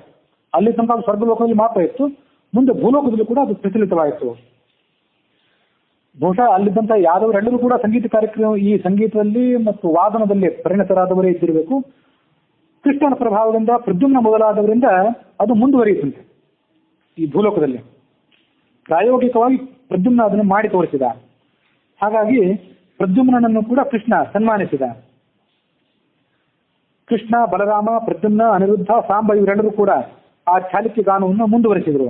ಮಾನವರಿಗೆ ಆ ಗಾನ ಅತ್ಯದ್ಭುತವಾದದ್ದು ಮತ್ತು ಮೋಹಕವಾದದ್ದು. ಬೇರೆ ಸಂಗೀತವನ್ನು ಕೇಳಿದರೆ ಅದು ಕೇವಲ ಕಾಲಹರಣಕ್ಕೆ ಕಾರಣವಾಗುತ್ತೆ. ಆದರೆ ಈ ಚಾಲುಕ್ಯ ಗಾನ ಏನಿದೆಯಲ್ಲ, ಅದು ಭಗವಂತನ ಲೀಲೆಗಳನ್ನು ಒಳಗೊಂಡದ್ದಾದ್ರಿಂದ ಪುಣ್ಯಪ್ರದವಾದದ್ದು ಹೌದು, ಪಾಪ ನಿವಾರಕವಾದದ್ದು. ಹಿಂದೊಮ್ಮೆ ಈ ರೇವತ ರಾಜ ಸ್ವರ್ಗಕ್ಕೆ ಹೋಗಿದ್ನಲ್ಲ, ತನ್ನ ಮಗಳಿಗೆ ಸೂಕ್ತನ ಅಂತ ವರನನ್ನು ಕೇಳ್ಕೊಂಡು ಬರಬೇಕು ಅಂತ. ಅಲ್ಲಿ ಈ ಚಾಲುಕ್ಯ ಗಾನದ ಸಂಗೀತ ಕಚೇರಿ ನಡೆದಿತ್ತು. ಅದನ್ನು ಕೇಳಿ ಮಾನವನಾದಂಥ ಈ ರಾಜ ಮೈಮರೆತು ಮೂರ್ಛೆ ಹೋಗಿ ಬಿದ್ದುಬಿಟ್ಟಿದ್ದ. ಬ್ರಹ್ಮನ ಅನುಗ್ರಹದಿಂದ ಮತ್ತೆ ಮೂರ್ಛೆ ತಿಳಿದದ್ದ ಅಂತ ನಾವು ನೋಡಿದ್ವಿ. 4000 ಯುಗಗಳಿಂದ ಒಂದೇ ದಿನದಂತ ಆತ ಕಳೆದು ಬಿಟ್ಟಿದ್ದ. ಅಷ್ಟು ಅದ್ಭುತವಾದದ್ದು ಆ ಚಾಲುಕ್ಯ ಗಾನ. ಹೀಗೆ ಅಂಥ ಚಾಲುಕ್ಯ ಗಾನ ಮುಂದೆ ಈ ಯಾದವರ ಕೃಪೆಯಿಂದ ಭೂಲೋಕದಲ್ಲೂ ಕೂಡ ಪ್ರಚಲಿತವಾಯಿತು. ಆಗ ಪ್ರದ್ಯುಮ್ನ ಮೊದಲಾದವರು, ಮುಖ್ಯ ಯಾದವರು ಅದನ್ನು ತಿಳ್ಕೊಂಡಿದ್ರು. ಉಳಿದ ಮಾನವರು ಅದ್ರ ಹೆಸರನ್ನು ಮಾತ್ರ ತಿಳಿದಿರ್ತಾರಂತೆ. ಈಗ ಅದು ಪ್ರಚಲಿತ ಇದೆಯೋ ಇಲ್ಲೋ ಗೊತ್ತಿಲ್ಲ ನನಗೆ. ದಿವ್ಯವಾದಂಥ ತಪಸ್ಸನ್ನು ಮಾಡದೇ ಇದ್ರೆ ಆ ಚಾಲುಕ್ಯ ಗಾಂಧರ್ವ ವಿದ್ಯೆಯನ್ನಾಗಲಿ ಅದರ ಅವರೋಹಣವನ್ನಾಗಲಿ ಯಾರಿಗೂ ತಿಳ್ಕೊಳ್ಳೋದು ಸಾಧ್ಯವೇ ಇಲ್ಲ ಸಾಮಾನ್ಯ ಮನುಷ್ಯರಿಗೆ. ಆ ಚಾಲುಕ್ಯ ಗಾಂಧರ್ವ ವಿದ್ಯೆಯ ಒಂದು ಭಾಗವನ್ನ ಸ್ವಲ್ಪ ಕಷ್ಟದಿಂದ ಹಾಡಬಹುದಂತೆ ಮನುಷ್ಯರಾದವರು. ಸುಕುಮಾರ ಎಂಬುದಾಗಿ ಅದರದ್ದು ಒಂದು ಜಾತಿ, ಆ ಜಾತಿಯ ಹೆಸರಿನ ಒಂದು ರಾಗದ ಒಂದು ಭಾಗವನ್ನು ಮಾತ್ರ ಮನುಷ್ಯ ಹಾಡಲಿಕ್ಕೆ ಬಹಳ ಕಷ್ಟಪಡಬೇಕಾಗ್ತದೆ. ಇನ್ನು ಅದರ ಗಾನ ಮಾಡಬೇಕಾದ್ರೆ ಎಷ್ಟು ಕಷ್ಟ ಮತ್ತು ಎಷ್ಟು ನೈಪುಣ್ಯ ಬೇಕು ಎಂಬುದನ್ನು ನಾವು ತಿಳ್ಕೊಳ್ಬಹುದು. ದೇವತೆಗಳು, ಗಂಧರ್ವರು, ಮಹರ್ಷಿಗಳು ಮಾತ್ರ ಆ ಚಾಲುಕ್ಯ ವಿದ್ಯೆಯ ಸಂಪೂರ್ಣ ಪ್ರದರ್ಶನವನ್ನು ನೀಡಲಿಕ್ಕೆ ಸಮರ್ಥರು. ಹೀಗೆ ವೈಶಂಪಾಯನರು ಆ ಜನಮೇಜಯನಿಗೆ ಅದರ ಸಂಪೂರ್ಣ ವಿವರಣೆಯನ್ನು ಹೇಳಿದರು. ದೇವತೆಗಳ ಅನುಗ್ರಹದಿಂದ, ಯಾದವರ ಅನುಗ್ರಹದಿಂದ ಮಾನವ ಲೋಕದಲ್ಲಿ ಆ ಚಾಲುಕ್ಯ ಗಾನವು ಪ್ರತಿಷ್ಠಿತವಾಯಿತು. ಕೃಷ್ಣ ಆ ಭೂಲೋಕದಲ್ಲಿ ಇರುವ ತನಕ ನಿತ್ಯ ಚಾಲುಕ್ಯ ಗಾಂಧರ್ವ ವಿದ್ಯೆಯ ಗಾನ ಆ ಸ್ವರ್ಗಲೋಕದಲ್ಲಿ, ಆ ದ್ವಾರಕಾ ನಗರದಲ್ಲಿ ಪ್ರಚಲಿತವಾಗಿತ್ತು.